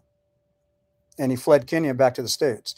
So this is what he could be doing. He could set up like what looks to be an official barbershop inside a bedroom, inside an apartment. And you would think that it's probably somewhere, and he'll never show you the front, or he'll show you the front, but he'll probably never show you walking into the front door, into that bedroom of a storefront, but it's actually a bedroom. This is a big grift, and it's so easy to do in Kenya. What do you know any of? So I heard he did some wine grift, right? Do you know any other things that he's done? Because obviously I wasn't watching him in the past. Mhm. What other things have you seen this guy do? Not really anything other than hearing him say stuff like he's held meetings with like entrepreneur meetings. So I don't know if he was supposed to be the lead of that, or maybe one of the faces of it and help promote it. And but when I heard him talking about those type of meetings, it's like, how come he doesn't keep talking about it? Because the people who actually go to those type of meetings, right? They're an association. They create their own local association for their diaspora so they could continue doing this monthly, weekly, or maybe every 3 months. How come he doesn't keep talking about it? He did it a couple times and he didn't talk about it anymore. And that's well over a year ago for what I remember. So other than that, the wine thing was somebody else's thing anyway. That was somebody that was in Kenya selling wine for a company they worked for over here. Got it. So I wanna ask you this, right? Mm-hmm. How he interacts with his audience, because obviously I've been on YouTube for about a year now, so you can there's a lot of repository of the things I talk about and my demeanor and how I handle things. One thing that you would not see me do is talk down on the people that listen to me. I've never done that. Okay. Even the guys that disagree with me, I salute everybody. I call everybody brother. And I approach YouTube as people of mutual mind. Like I want to learn from people. So I'm not only hosting this to just speak a whole bunch of nothing, but I also want to learn, because can you imagine learning from 10 other people, right? There's a lot of ideas. I've learned a lot from you and Kobe and all the guys that come on. Why does this guy speak to his audience like he's talking to a bunch of kids? Like, what is the psychology behind that, if you know? Yeah, I do know. And it's because his audience, they're willing to participate. And if you really think about it, since the time you've been here and you're observing the behaviors of certain demographics of people in this country, when you look at a lot of African Americans, unfortunately, their problems are self-inflicted. So what happened 100 years ago does not apply today. So everything that applies today, it's self-infliction. The only thing I could say that's not self-infliction, but it also affects Caucasian Americans and everybody else who participates in the program, is the whole welfare system. Okay, so the whole welfare system wasn't targeting them per se. It was targeting first the Caucasians. For a lot of the people, for the mothers that were not working, that were stay-at-home moms back in the late 50s, early 60s. So that's who they targeted first. But it became popular when they started going to other demographics and doing this. So basically, a long time ago, certain politicians try to make America like a total welfare state. You see the problems that we have now. You got too many people in America that are dependent on welfare. A lot of people don't want to work because they just want I call it easy grifting myself. I just made that up. Easy grifting, because if you think about it, if you can get away with just barely paying your rent and don't have to go to work, and you can keep doing that month after month, a lot of people are not incentivized to go out and get a job. Right. Right. And if you have kids, you're a single mother or a single dad, right? Don't have a spouse to help, foot the bills by having a job. That's the easy thing for them to do. I used to have a girlfriend like that, and I can never get her out of that. So I definitely had to leave her because I was sick and tired of that. She only had one kid, right? It's crazy to think that is something that's going to be long-term. And the thing about her specifically is that she only had one kid. And by the time her kid reached 15 and we had already broken up, she hurried up, got pregnant. And I know the reason why, because once her kid turns 18, she has to go out and find a job. Right. So she hurried up and got pregnant by somebody else after we had broken up. And now she's got another 17 years of checks coming in the mail. How big are these checks? Not very big at all. Ballpark. And unless you have like at least 3 kids, I'll say minimum, those checks are small. So you got to be living on Section 8 if you only have one kid and all this other stuff. And hopefully that, if you got a boyfriend or the father, they could pitch in a little bit here and there, or regularly, under the table. That's how they do it. And it's not an easy life. It's not a fun life, but it seems to be easy enough for a lot of people that they're incentivized to do that. And one thing I noticed is that the government says, like, if you don't try to find a job, do this and that, you're going to be cut off. Well, they don't seem to be cutting people off very easily, not until Trump came in. But even now, I see a lot of people are still collecting checks. So I don't know what's going on with that. Yeah. I'm going to play this clip out of LT. Okay. I don't know if we covered it yesterday, but I want the audience to pay attention more, not to what he's saying, but to body language. Like, there's a lot of things in his expressions that if you look closely, you're going to understand that we're dealing with somebody that is a horrible person, when it comes to and I'm just going to say for the record, Auston Holleman is a 100% grifter. If y'all haven't figured that out now, I've known that from day one. He's a 100% grifter. Go ahead. Did he learn, before I play that, do you think he learned this from the internet? Somebody taught him online? I think he picked up from a lot of people. He picked up some things from O'Shea. He picked up a lot from the passport bros that are constantly going to DR and Colombia, especially in Brazil. So he's picked up a lot from those guys because he used to talk a lot about those guys. Who started these fundy things? You know how before they travel, they do fundies? Like who started it? Whose idea? Who were the first pioneers of funding trips? I have no idea, but I could tell you one thing. This GoFundMe thing that he's doing now is an identical copycat of I Am Marwa. Now, I Am Marwa is not an American citizen. No. But he has so many fans that he's had a couple different times where his fans in America would set up a GoFundMe for him to enrich himself, right? Try to raise 100,000 or 20,000 for solar panels or whatever. And me and a bunch of other people had to flag both of the GoFundMes. And of course, he's pissed off about it, but you can't go on GoFundMe, even though it's a very liberal website. You can't go on to GoFundMe and try to enrich yourself. If you went through the whole process of reading all the guidelines, there's things against that. You can start up businesses, but it has to be done in a very specific way. And this is not one of the ways. This is a total grift. It looks like a lot of YouTubers are going to GoFundMe now. It's become the new pipeline, right? Right. And another thing too, all the information that I showed everybody tonight, if you went to GoFundMe and showed his GoFundMe and some of these videos with the actual information from the Kenyan government and that other website out of Kenya, they can shut him down because they'll know that he's lying. You can't have an investment of $50,000. You sure in the hell cannot have an investment of $8,000 as an American in Kenya to start up a school. Yeah, I don't think he'll get the money. I just from us exposing this and talking about this, people are just not going to give him this money. This thing is dead only solely due to the fact, I know he's promoting it hard, but we're also promoting the opposite hard. So with that, and the way these videos are going, I mean, we're doing live streams that are hitting O'Shea numbers when O'Shea came on, right? And Agaba came on. We typically don't have this many people. So obviously a lot of YouTube is going to pick this up and it's going to go wild. And I'm not stopping, fellas. I will live stream every damn day to keep up the pressure because I don't want him to do this to our people. I'm not going to let him do it.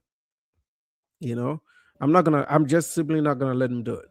Let's play this video.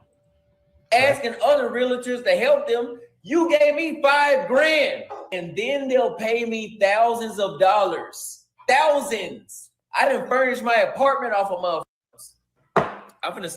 You heard what he just said? He's furnished his apartment off of people. Now, this video is deleted, right? He was drunk. He was saying a lot of things. He deleted the video. But LT had it from his stream last year. He went back and downloaded it, and he brought this back for people to see. Right. One, the way he's talking to people, how much anger that exists in that speech, and the fact that people are giving him $5,000 for information about the place that is at the time he had only been there for like 7 or 8 months. You can get all that information for free online. Right. Or you can call up some African YouTubers. Right, exactly. You can ask me, man. Like there's this. this is probably one of the largest group of Africans on YouTube. We congregate here. So even in the comment section, you can ask these questions. Right. And Nana, you know who the number one source that these guys can go through is not even contact African YouTubers, not go to Africa or anything. It's to contact Africans like you that live in the United States before even talking to anybody online. That's the thing that kills me, is that these guys don't really think about doing that. They rather first see some I don't know, some entertainment like Austin, get them hyped up, and then they'll automatically start opening their wallet, so to speak, and start donating, buying consultations and all this other stuff, and found out later when it's too late that it was a grift. Right. Like, how much information is he going to give you compared to like maybe me, for example? And I'm not trying to pitch a business here, because I don't charge anybody to speak to you. I just have to find the time. I may not have the time. And that call might come a year from now or 6 months from now, whenever I find the time, right? Or I'll do it openly on a live stream. I put it out there publicly, right? So if you have these questions, why don't you just come here in these live streams when we are live and ask 10, 20 different Africans that there are Kenyans in the chat room right now. There are Nigerians in the chat room. There are Ghanaians in the chat room. You can ask these questions here. And we live in America, but I understand why they do it. They do it because they think that Austin is their brother. Oh, okay, I have another American friend living in Africa, or another creator living in Africa. So he's going to give me the juice in the American way. Like, he's going to express it to me as an American. But you don't need that. You actually need this expressed to you from an African point of view, and even much better from an African that has lived in the US, because then I can easily tell you both sides, right? Right. And I want to comment real quick when you started this. He goes, you're going to these realtors, you're bypassing me, and all these realtors know who I am, right? No, a lot of them do know who he is, but not all of them know who he is. Most of them don't know who he is because most of them are not on YouTube like that. Okay. Most of the realtors in Kenya are not on YouTube checking on YouTube videos. So when they hear somebody like Austin's name, it's usually, well, passport bro, controversial statement made by passport bro on YouTube will be something like on the news, or maybe they heard it from a friend that watches YouTube, right? So it's like they don't know who this guy is. When he said the government talks about him, they don't talk to him and ask him to come back to the country because they want him to help promote Kenya for investment in realty. It's not like that. Ghana, I don't see working that way. I sure in the hell don't see Nigerians in Nigeria working that way with any Americans. And Kenya is definitely not doing that. Okay, so SM is saying we should grow up, and we're not obsessed, okay?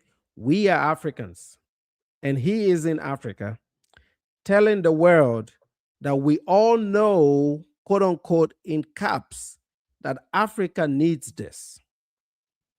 So you have to understand where we come from. Maybe you guys don't have this community where these things mean something to you, obviously, right? Because this community is in shambles. I don't want to go there. But don't be talking to me about grown men when we are being used as a platform to extort and steal. We leave him alone if he leaves us alone.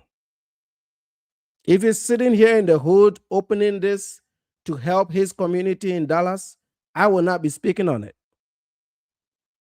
So I hope I have clarified that. All right.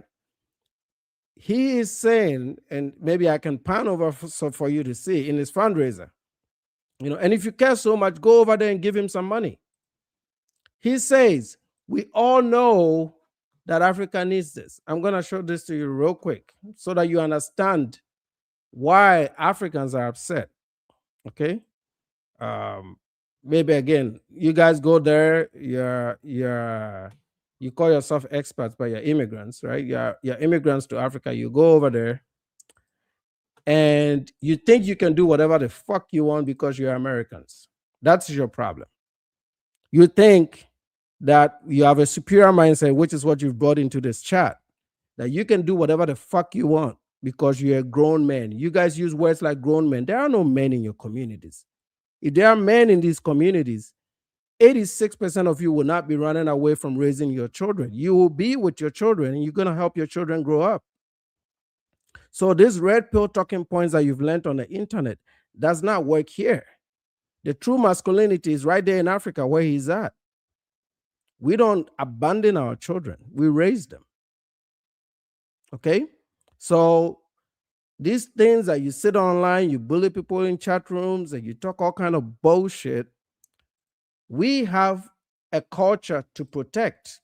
And I think if you protected your cultures well enough, you won't be having these YNs running around, and you won't be having these thieves extorting from you in other people's countries. This is what he wrote. Everything here is in lowercase until he gets to this motherfucking point. We all know Africa needs this. How do you know Africa needs this? In the big caps. How do you know Africa needs this?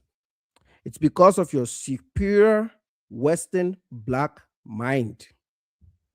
This is the problem. This is the source of these diaspora wars. You're trying to project power over other groups of the blacks. And you have this mindset that Africans are timid people. I had some idiot in my comment section yesterday talking about, oh, you are using an American internet service to talk about Black Americans. No, this has nothing to do with Black America. It has everything to do with Africa. So maybe sometimes you guys have to listen for the first time in your lives, right? Because obviously you don't listen enough. Hey, Nana, who's the current CEO of YouTube? I don't know who it is, but I know it's some immigrant from somewhere. From India. Yep. Yeah. All right.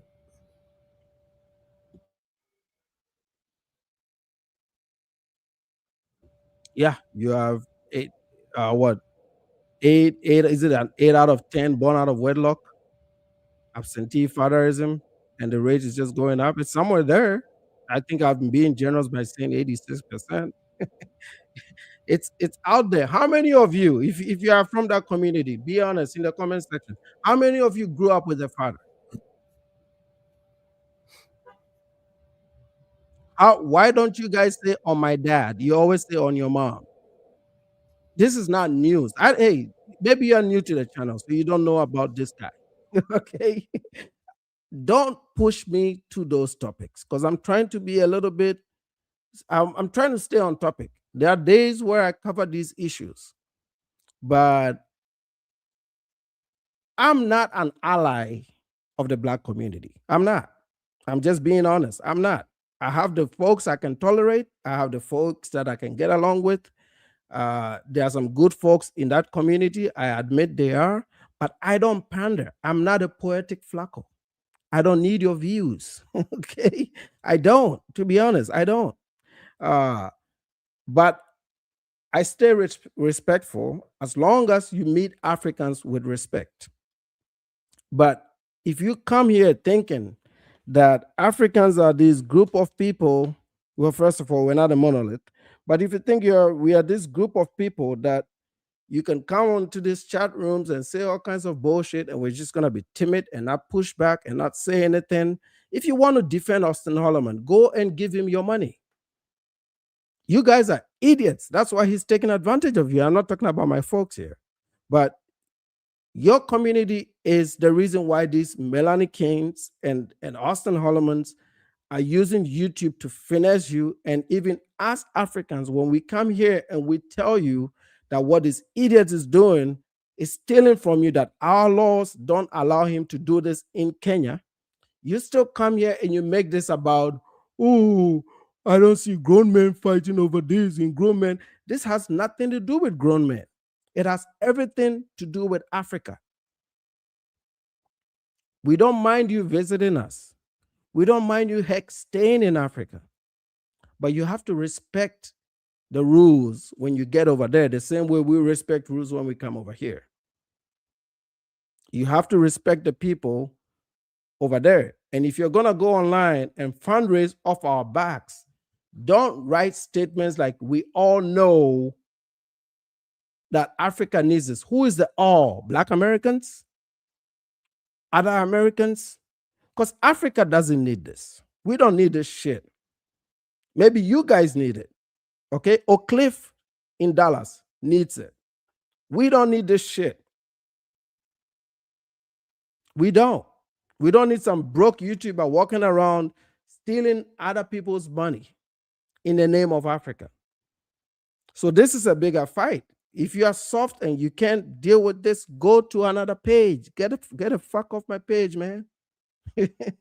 This is not for you. We are having a real serious conversation because one of your members got into our country using us as a reason to raise money. And we can't talk about it. We can't question it.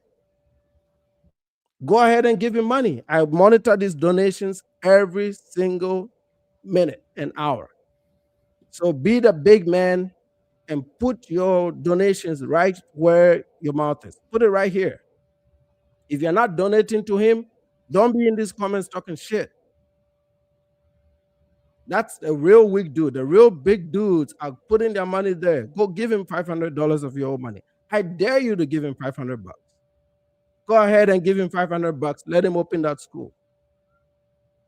But if you're not gonna give him money, don't question why we're doing this. You guys have gotten away with so much. You have Pab walking around Kenya acting a fool, kids over there acting a fool. We're gonna start kidnapping your asses over there very soon with that bullshit. Because we try to do it the nice way, you don't listen. We try to talk to you guys the right way to act when you get over there, you don't listen. Very soon, that place is gonna be so untenable for a lot of you motherfuckers because you don't want to listen.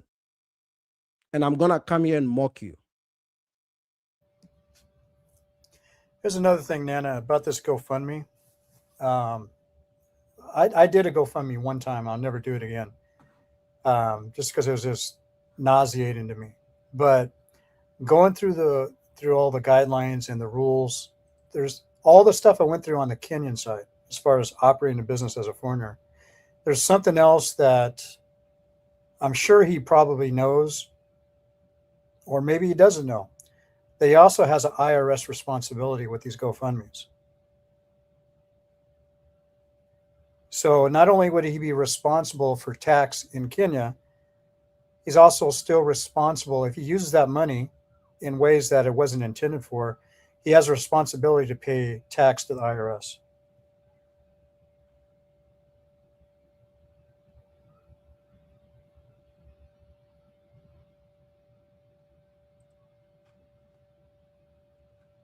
Start setting y'all up. I'm gonna invite a goon, and I'm gonna steal y'all money because y'all trying to go around me. I'm your only friend. I told you that. Right there. I'm your only friend. I told you that. Isn't that very expressive of people that manipulate people? Exactly. That's exactly what Marwa does. Marwa does the exact same thing. He said pretty much those exact same words on more than one occasion. So when I hear him say that, I'm looking at Marwa when he says that.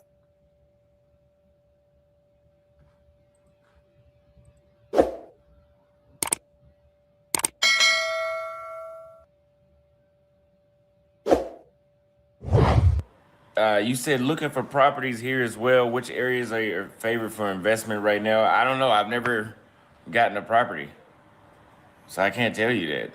So June 2026, which is a few days ago, about maybe 3 days ago, he was asked about property in Kenya, and he says, I don't know anything about property in Kenya. But he forgot that he had a grift going last year, a real estate thing going.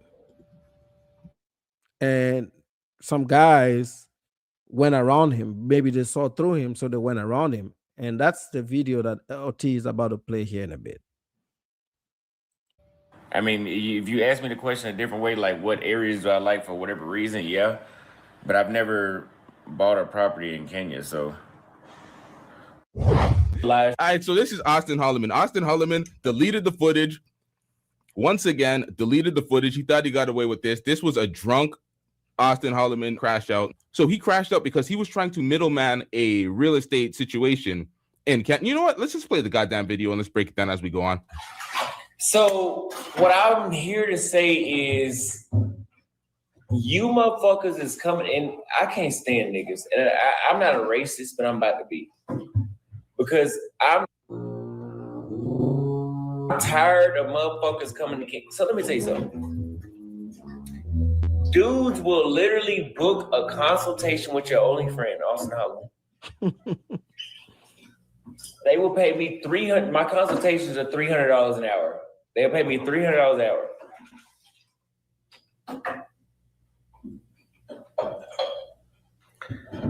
And what they'll say is, Auston, I want you to do this, I want you to do that, I want you to do this. Keep in mind, I'm your only friend.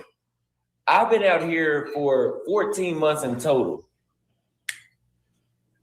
Okay, I know every realtor know in the city know me. Fuck the realtors, they know me.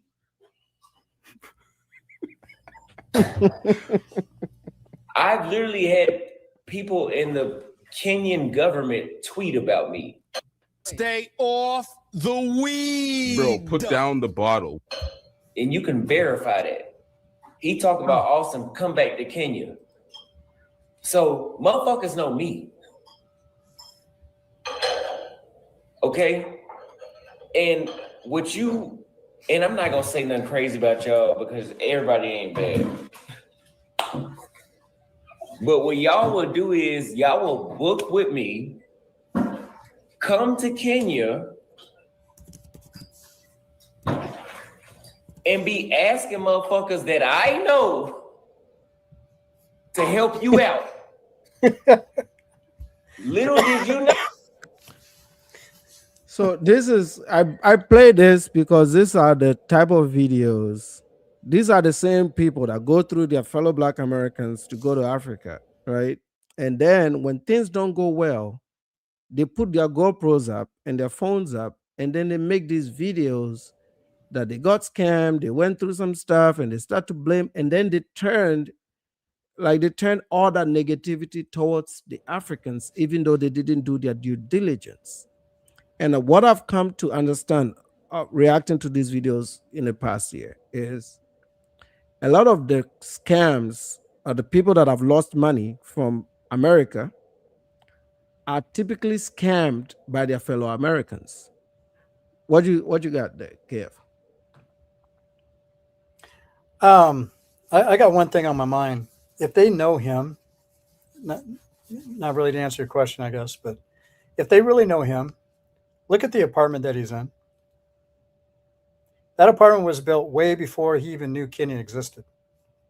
So how did they know him? And he went to Kenya and he found them out, but they didn't find him out. And he's renting from them. So that realty company that owns that building, he's renting from them, but they never knew him. They know him now because they're taking his money. That's if anybody can understand what I just said right there, who believes in this clown, think about that for a moment. The realtor, whether they're Chinese or Kenyan, they're taking his money. I'll land that plane. Salute to you. Greetings there, Kenny. Dave Smith is in the house. I love your videos, man. I love your videos. I'm a big fan. I love your videos, Dave. I love your videos, man. No, these was the same motherfuckers I was gonna hook you up with. So if you motherfuckers are too dumb to understand, here's an analogy.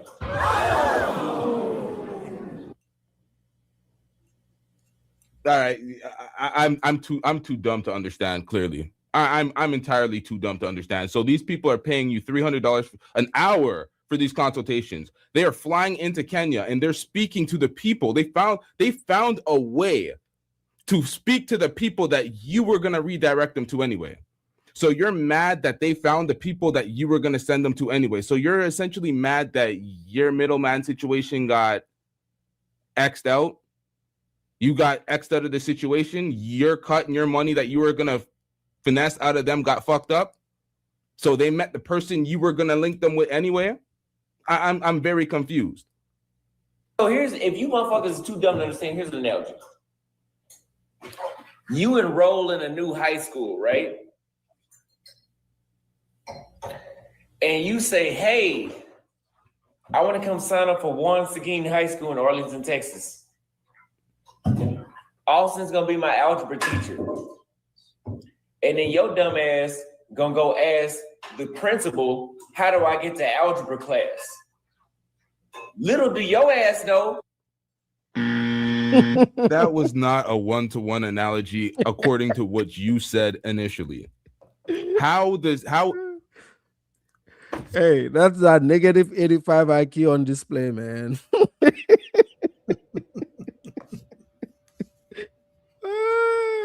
That's the negative 85. You know this is almost a year apart. You look at his face right now, it's more slimmed down. And then you go to the one he made just the other day. He looks like a balloon. His face looks like a balloon. This guy is smoking and drinking too much. Stress, yeah. Stress. Yep. Stress. I think the ultimate goal, the best thing for him is to come back home. But I think he's also worried that if he comes home, his YouTube channel is going to die, because that's not what the subs want to see. And also, he can use that SPAC way to grift and get people that want to travel. This is why he was looking for countries where, now after I've kind of gone through Austin a little bit, I've understood his choice of country, right? He tried Paraguay. He noticed that a lot of people didn't want to move there. Paraguay it's a boring country, man. That part of Latin America is boring. Uruguay, Paraguay, boring place, expensive as hell. Paraguay not so much, but Uruguay is very expensive. So he tried these areas. It didn't really attract the audience. And then he landed on Africa. And he picked a place that he thought would be popping and that he could get these guys to come through there. Okay.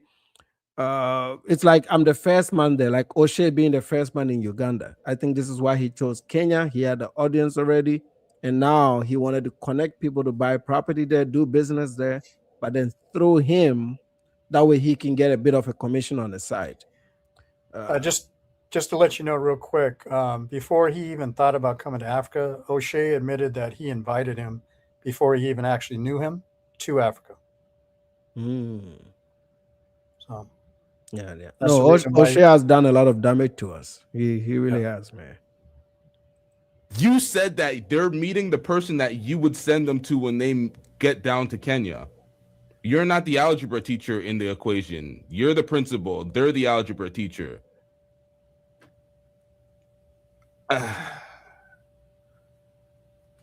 She gonna bring you to my shit.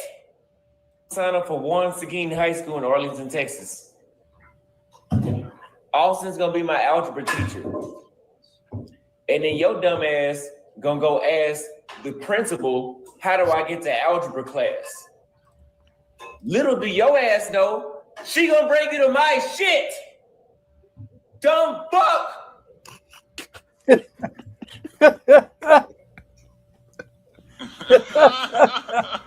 So I'm done with that. I just had to say that.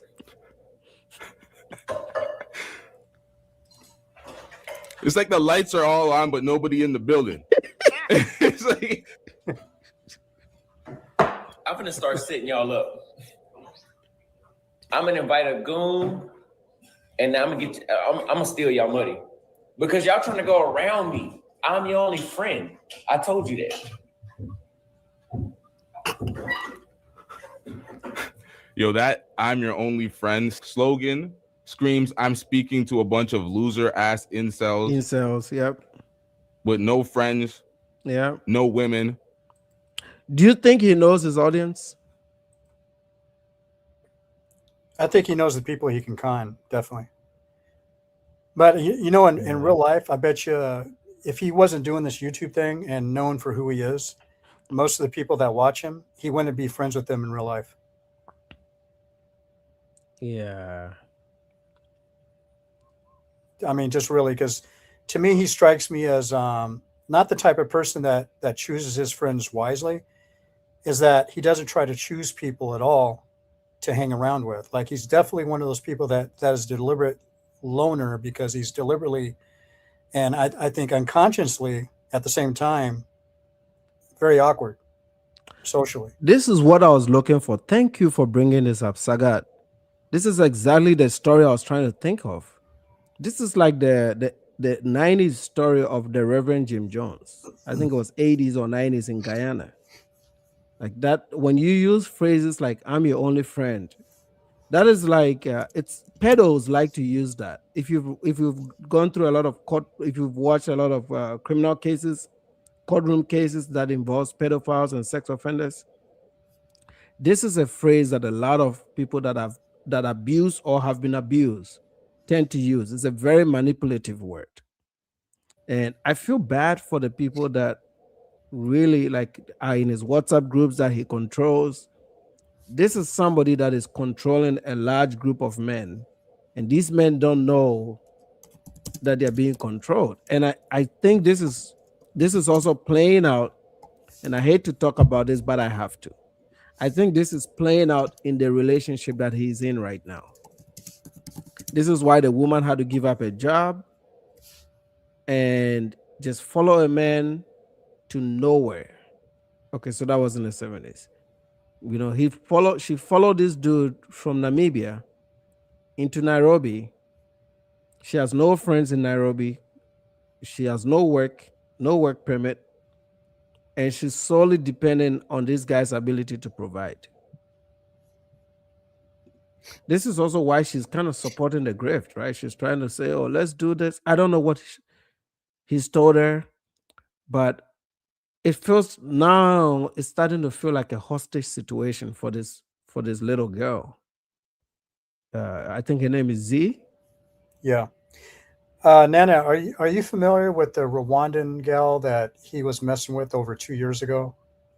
When he went to Rwanda, she was actually like a Miss World pageant queen. Well, I think she came in second place, but brought her to Kenya and used her only for content and like dumped her. She lives in Kenya full time now, but after the breakup and everything, and she realized she got used, and he made it all public just for his fans.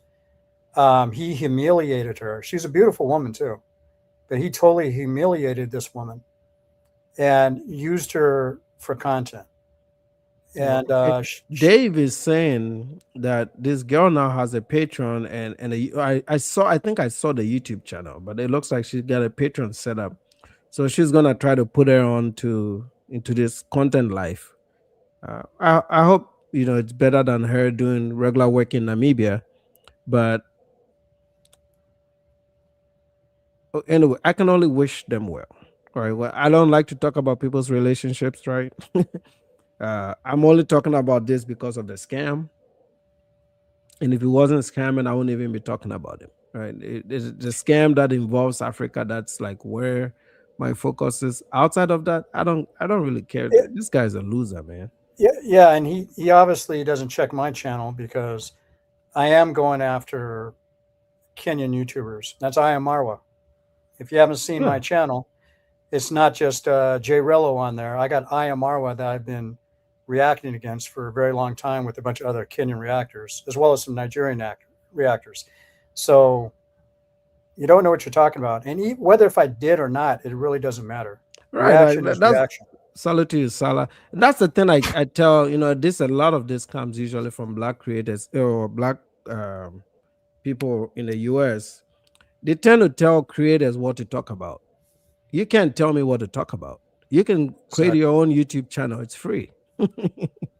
This is what I want to talk about. If you don't like what I'm talking about, you can log off. It's that simple, right? This is what I want to talk about. And if, like I said, if he watches us, we cover everybody. We're not I Am Mauer. We're not a friend of Mauer here, right? And D whatever her name is, the D Mwango. We talk about all these people. The Russian guy that went down there and did some bullshit. We did lots of videos on him. I did a whole live stream on that dude. I can't cover everybody, okay? But with Austin, he's using Kenya to steal money. And he's doing it disrespecting Kenyans as we need. That we all know that Africa needs this. It's that disrespect is why we're talking about this. If he doesn't bring us into this mess, we don't get into this mess. Maybe your community, like I said, your community is willing to take this level of disrespect. Good for you. But we don't take that. And if you, like I said, if you can't question why we're covering this, and you don't, if you really love what he's doing and you believe that Africa needs this cool, the fundraiser is up. Go ahead and give him your money. But see, this is what I've understood, KF, from doing this and covering these idiots, right? They know we've exposed him. They know what we're saying here is very true. They will never give Auston Holleman money. These same dudes are coming in the comments and act like they're defending Auston. Their name is not on the list. When we check the fundraiser list, their name is not on there, which means they will never. They learn from us. They don't give us any credit. They learn from us. They don't spend their money, but they are very loud in comment sections. Go over there and give him your money. It's that simple. Yeah. And the other thing too, I was speaking to a Kenyan reactor the other day on his live, and I brought up Jim Jones, and he was talking about I Am Marwa. So like I said, I Am Marwa says the same things. I'm your only friend. And when he was talking about this illegal bridge that he's building on his property, which the Kenyan government's getting into right now, I brought up Jim Jones and I said, do you know about Jim Jones? And he's like, no, I don't know nothing about him. I said, go look him up, because a lot of what you see in I Am Marwa, you'll see that when you read the story of Jim Jones. And also there's a Kenyan preacher named Mackenzie in Kenya, where there's been a lot of people who died under him. He's in prison right now. Of course, he's more like Jim Jones in reality, but the cult following part of Jim Jones, you'll see that a lot in Marwa. And now I don't think Auston is that good at it because he doesn't have the type of following, but a lot of the steps that he's taken with the GoFundMe and the wording that he's using, yes, he's like I said, to me, he looks like he's taken some cues from Marwa, if I didn't know any better. Yeah, I think Mauer was a pioneer of a lot of these activities, right? This is how a lot of these people have learned how to do it. He made it popular. He made it popular, and these guys, they added an American twist to it, right? Because of course the Americans are better capitalists, so they took it from the mediocre African style into something more, I would say, industrious, right? And I think this is why they've had some success doing it. And now a lot of this is starting to move to platforms like GoFundMe, right? So they use the YouTube as a source, then the target becomes GoFundMe. We're exposing this one because even the same guys that are fighting us, this helps you. You know, this helps you. We're exposing people that are cheating and lying. And you still have an issue with this? If you have an issue with it, the only solution is simple. Go over there and give him your money. I want to wake up in the morning to see that fundraiser at $2,000. That's the best thing you can do. Go over there and give him your money. You don't need to come here and argue with us. We are here trying to find a solution to this mess as Africans. You guys can go over there and give him that support to defeat us, because maybe we are haters, right? So you can go over there and defeat the haters. Right? Go ahead, KF. Yeah, I was just reading David Smith. He's asking you, have you seen the multiple videos where he claimed to have a six-figure barber income? Yeah, and we did. I don't know if Dave was on our live stream, but we covered it yesterday where I exposed that Auston Holleman's best year in America, he made $47,000.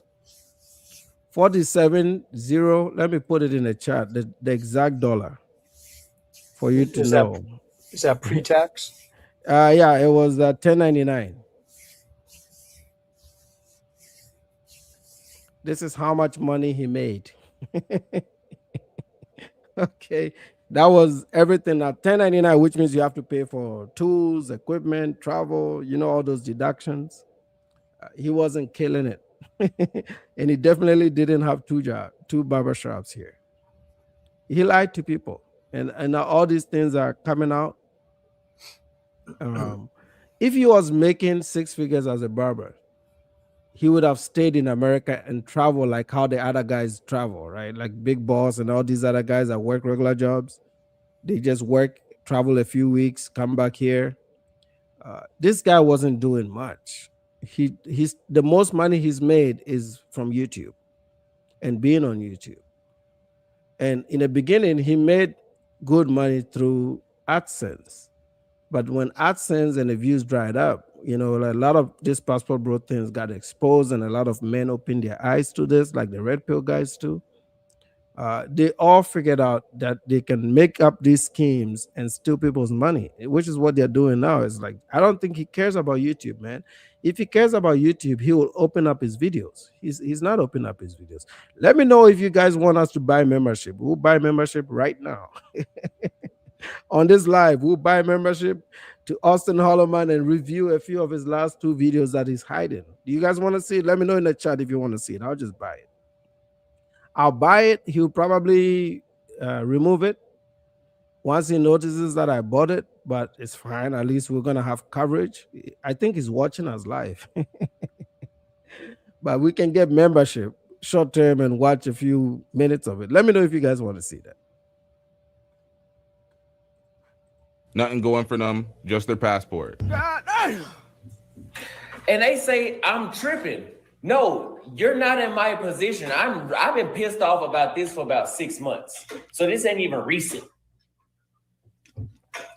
I done had dudes come to Kenya. They done paid me They done paid me $4,000 and $5,000 to get their place, show them around all that. And I'm like, yeah, okay, I know a realtor that's gonna help you buy a place.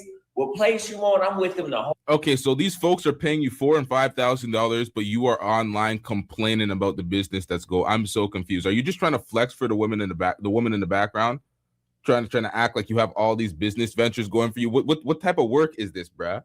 Whole time, these motherfuckers asking other realtors to help them. You gave me $5,000.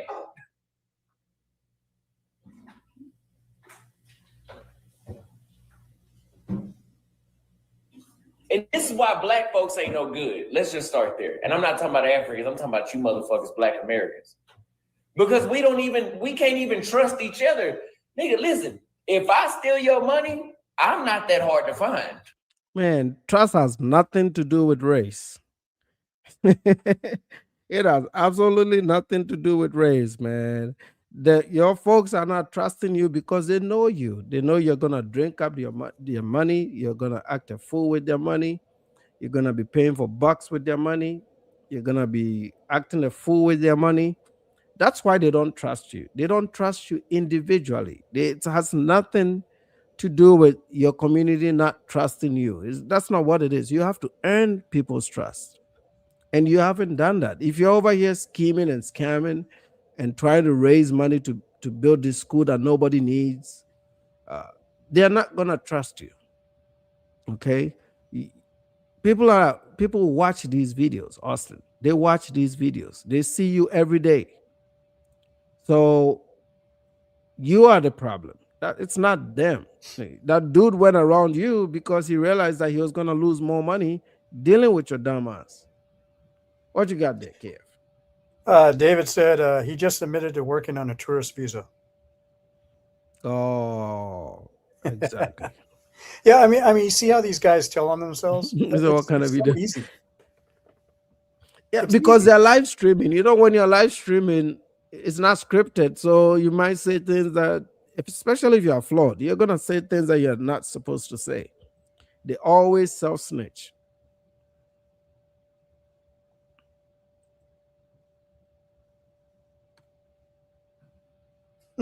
We got to get this guy out of Africa, man.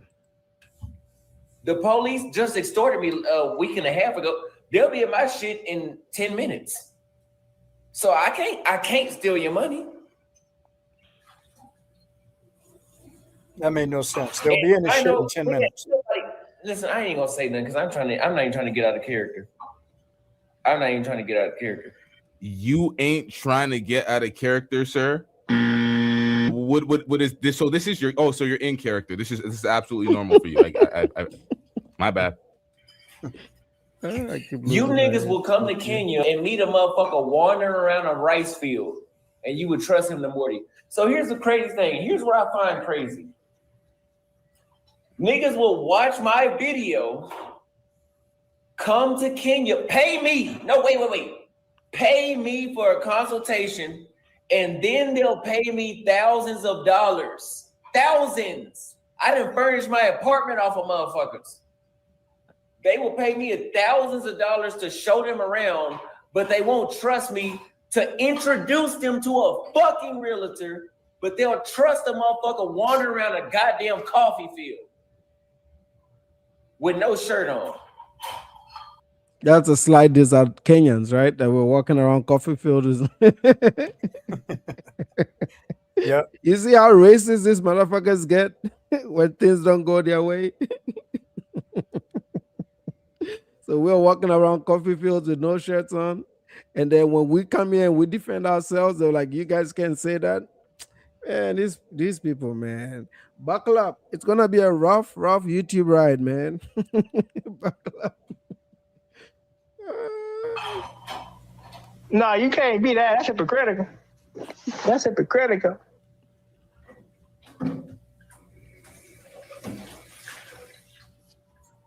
600 people watching it.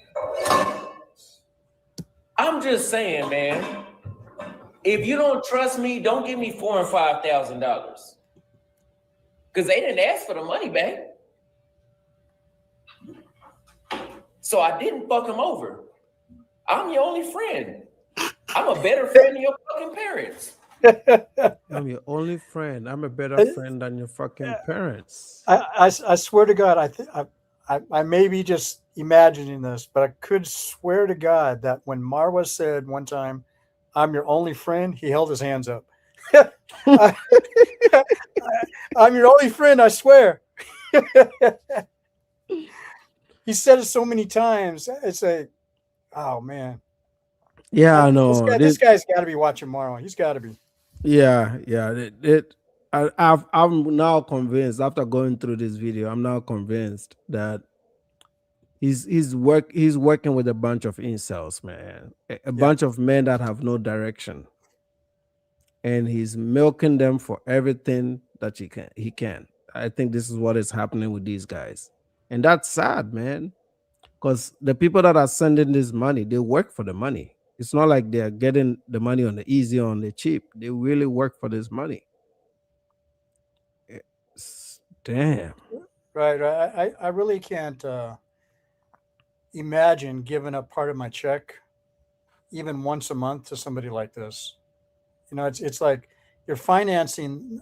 Okay, let's just say he's actually doing what he says he does, right?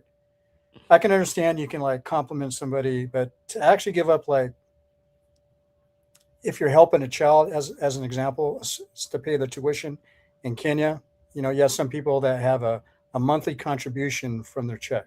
Some of these are retired people, right? Mm-hmm. But he's not in that type of situation where you would see somebody really wanting to do that. This guy is like constantly drinking, and the people that are donating their money, they know themselves. If you're somebody who's drinking all the time and somebody's coming up to you that's drunk and ask you for $1 on the street, most likely that person's going to say, you know, get the hell out of my face, go get a job. Quite a few times they might give up $1 or $2, but majority of the time they tell them to get the hell out of the way. But they look at this guy who's drunk, right? Saying these weird things, these disrespectful things to his fans, or even if he's happy and he's drunk all the time, they're still giving up his money. It just goes to tell me that these guys really want to live in his shoes. And then a lot of them really just want to see him fail. So they give him that money to see him fall on his face. Yeah. And that's sad. But there's really disgusting people out there that are just like that. They want to see Austin fail, so they'll give him money to continue to be like this. Yeah. Because if you look up for another, like, what is his upside in the next 5 years? Is he gonna continue doing this for the next 5 years? These are his prime years as a young man. I mean, every day you're sleeping and just hanging out and chilling and sitting on YouTube in Nairobi. You can be enrolling in a class. Why is he not even taking up college classes right there in Kenya? A lot of us, Yeah. same black immigrants that they talk about, a lot of us end our university educations in our home countries. We just come here and maybe we do grad school a little bit more. But most of us end our undergraduate degrees overseas. So while you're overseas, you can earn a degree and not burn your time like that. Right. You got to let down that superior mindset and understand that there's quality education everywhere in the world, at least up to the undergraduate level. You can learn something. You can even go to trade school in these countries for cheap. Yeah, and then since he's into quote unquote content creation in Nairobi itself, I have a friend who, I forget the name of the university, but I did an interview with him, and he wrote like 7 books in Nairobi. But he went to a trade school for film. Yeah, Not a trade school. He went to an actual university for film.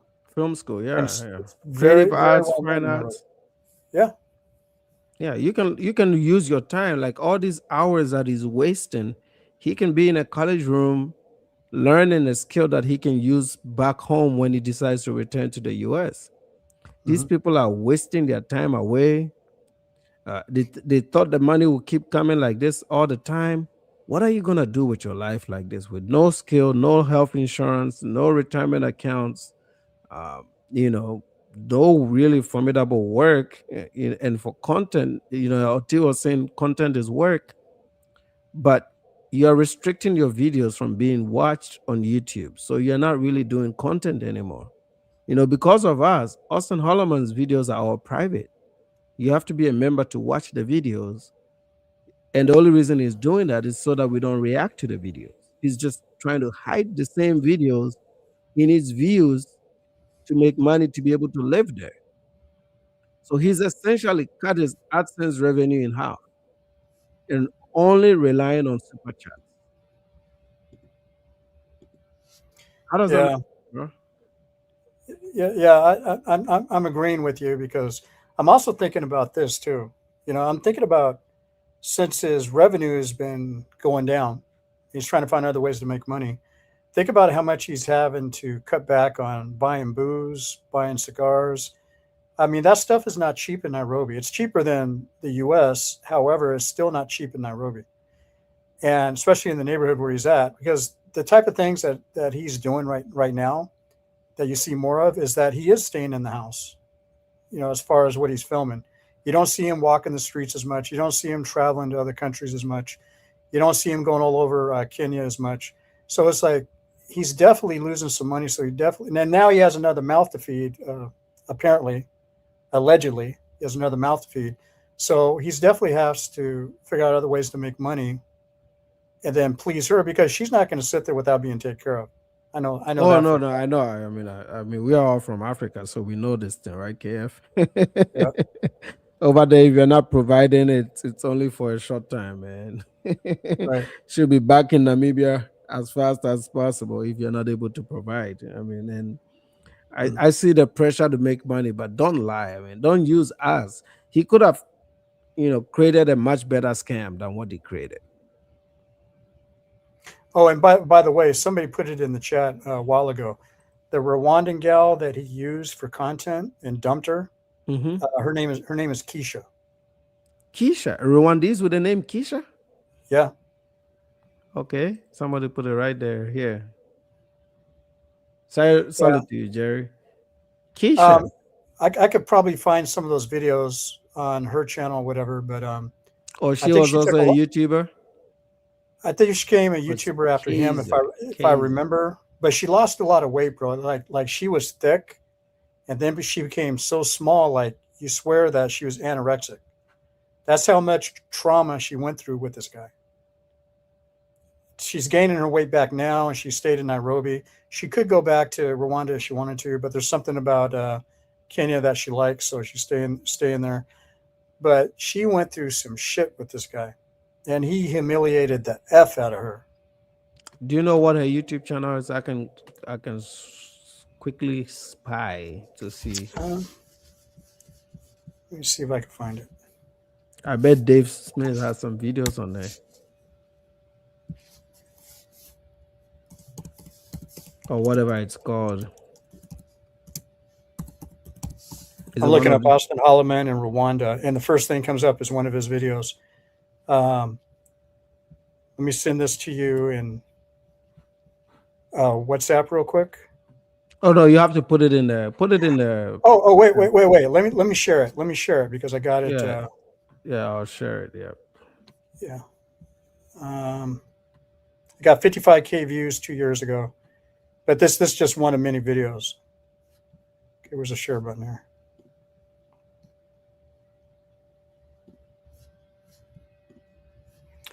Okay, Rwandese woman comes to Nairobi. Rwandese woman comes to Nairobi.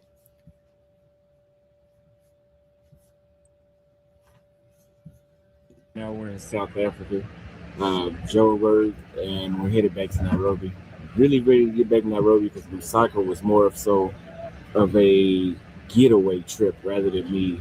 You know, maybe it's a place to go look at the waterfalls and the birds and the animals, but it's not a place for nightlife or nothing, or to like enjoy yourself. No.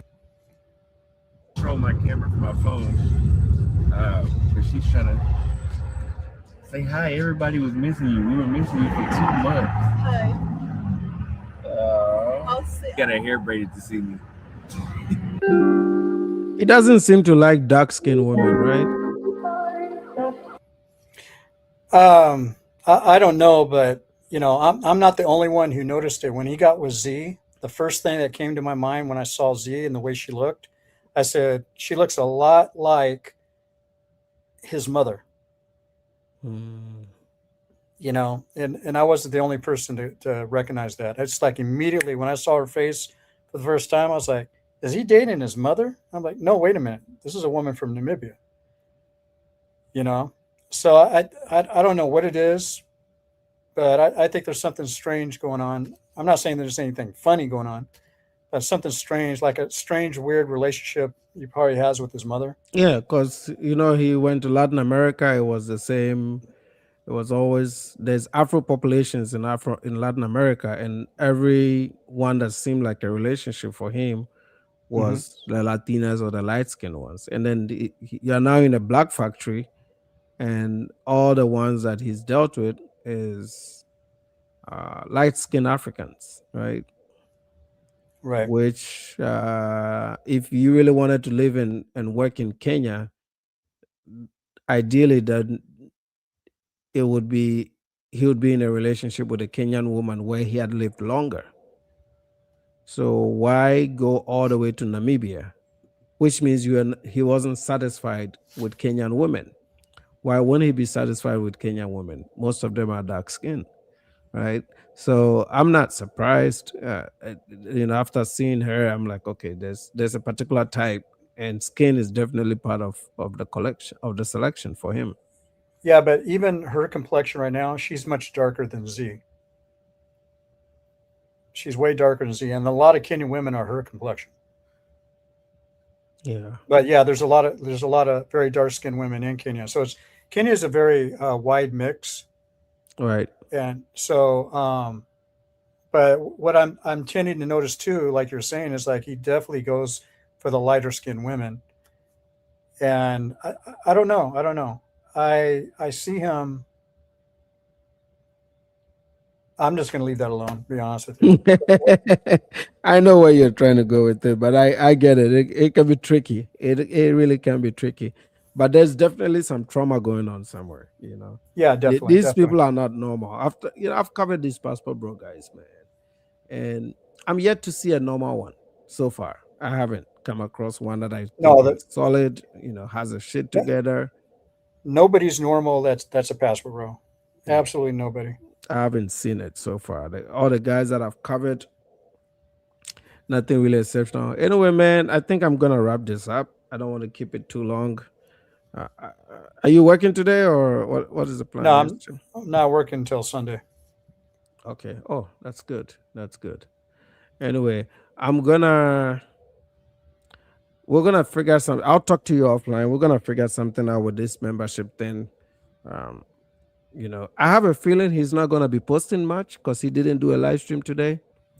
I think he's going to try to see if this thing will die down. But I'm not going to stop. I mean, I'm going to go on David Smith's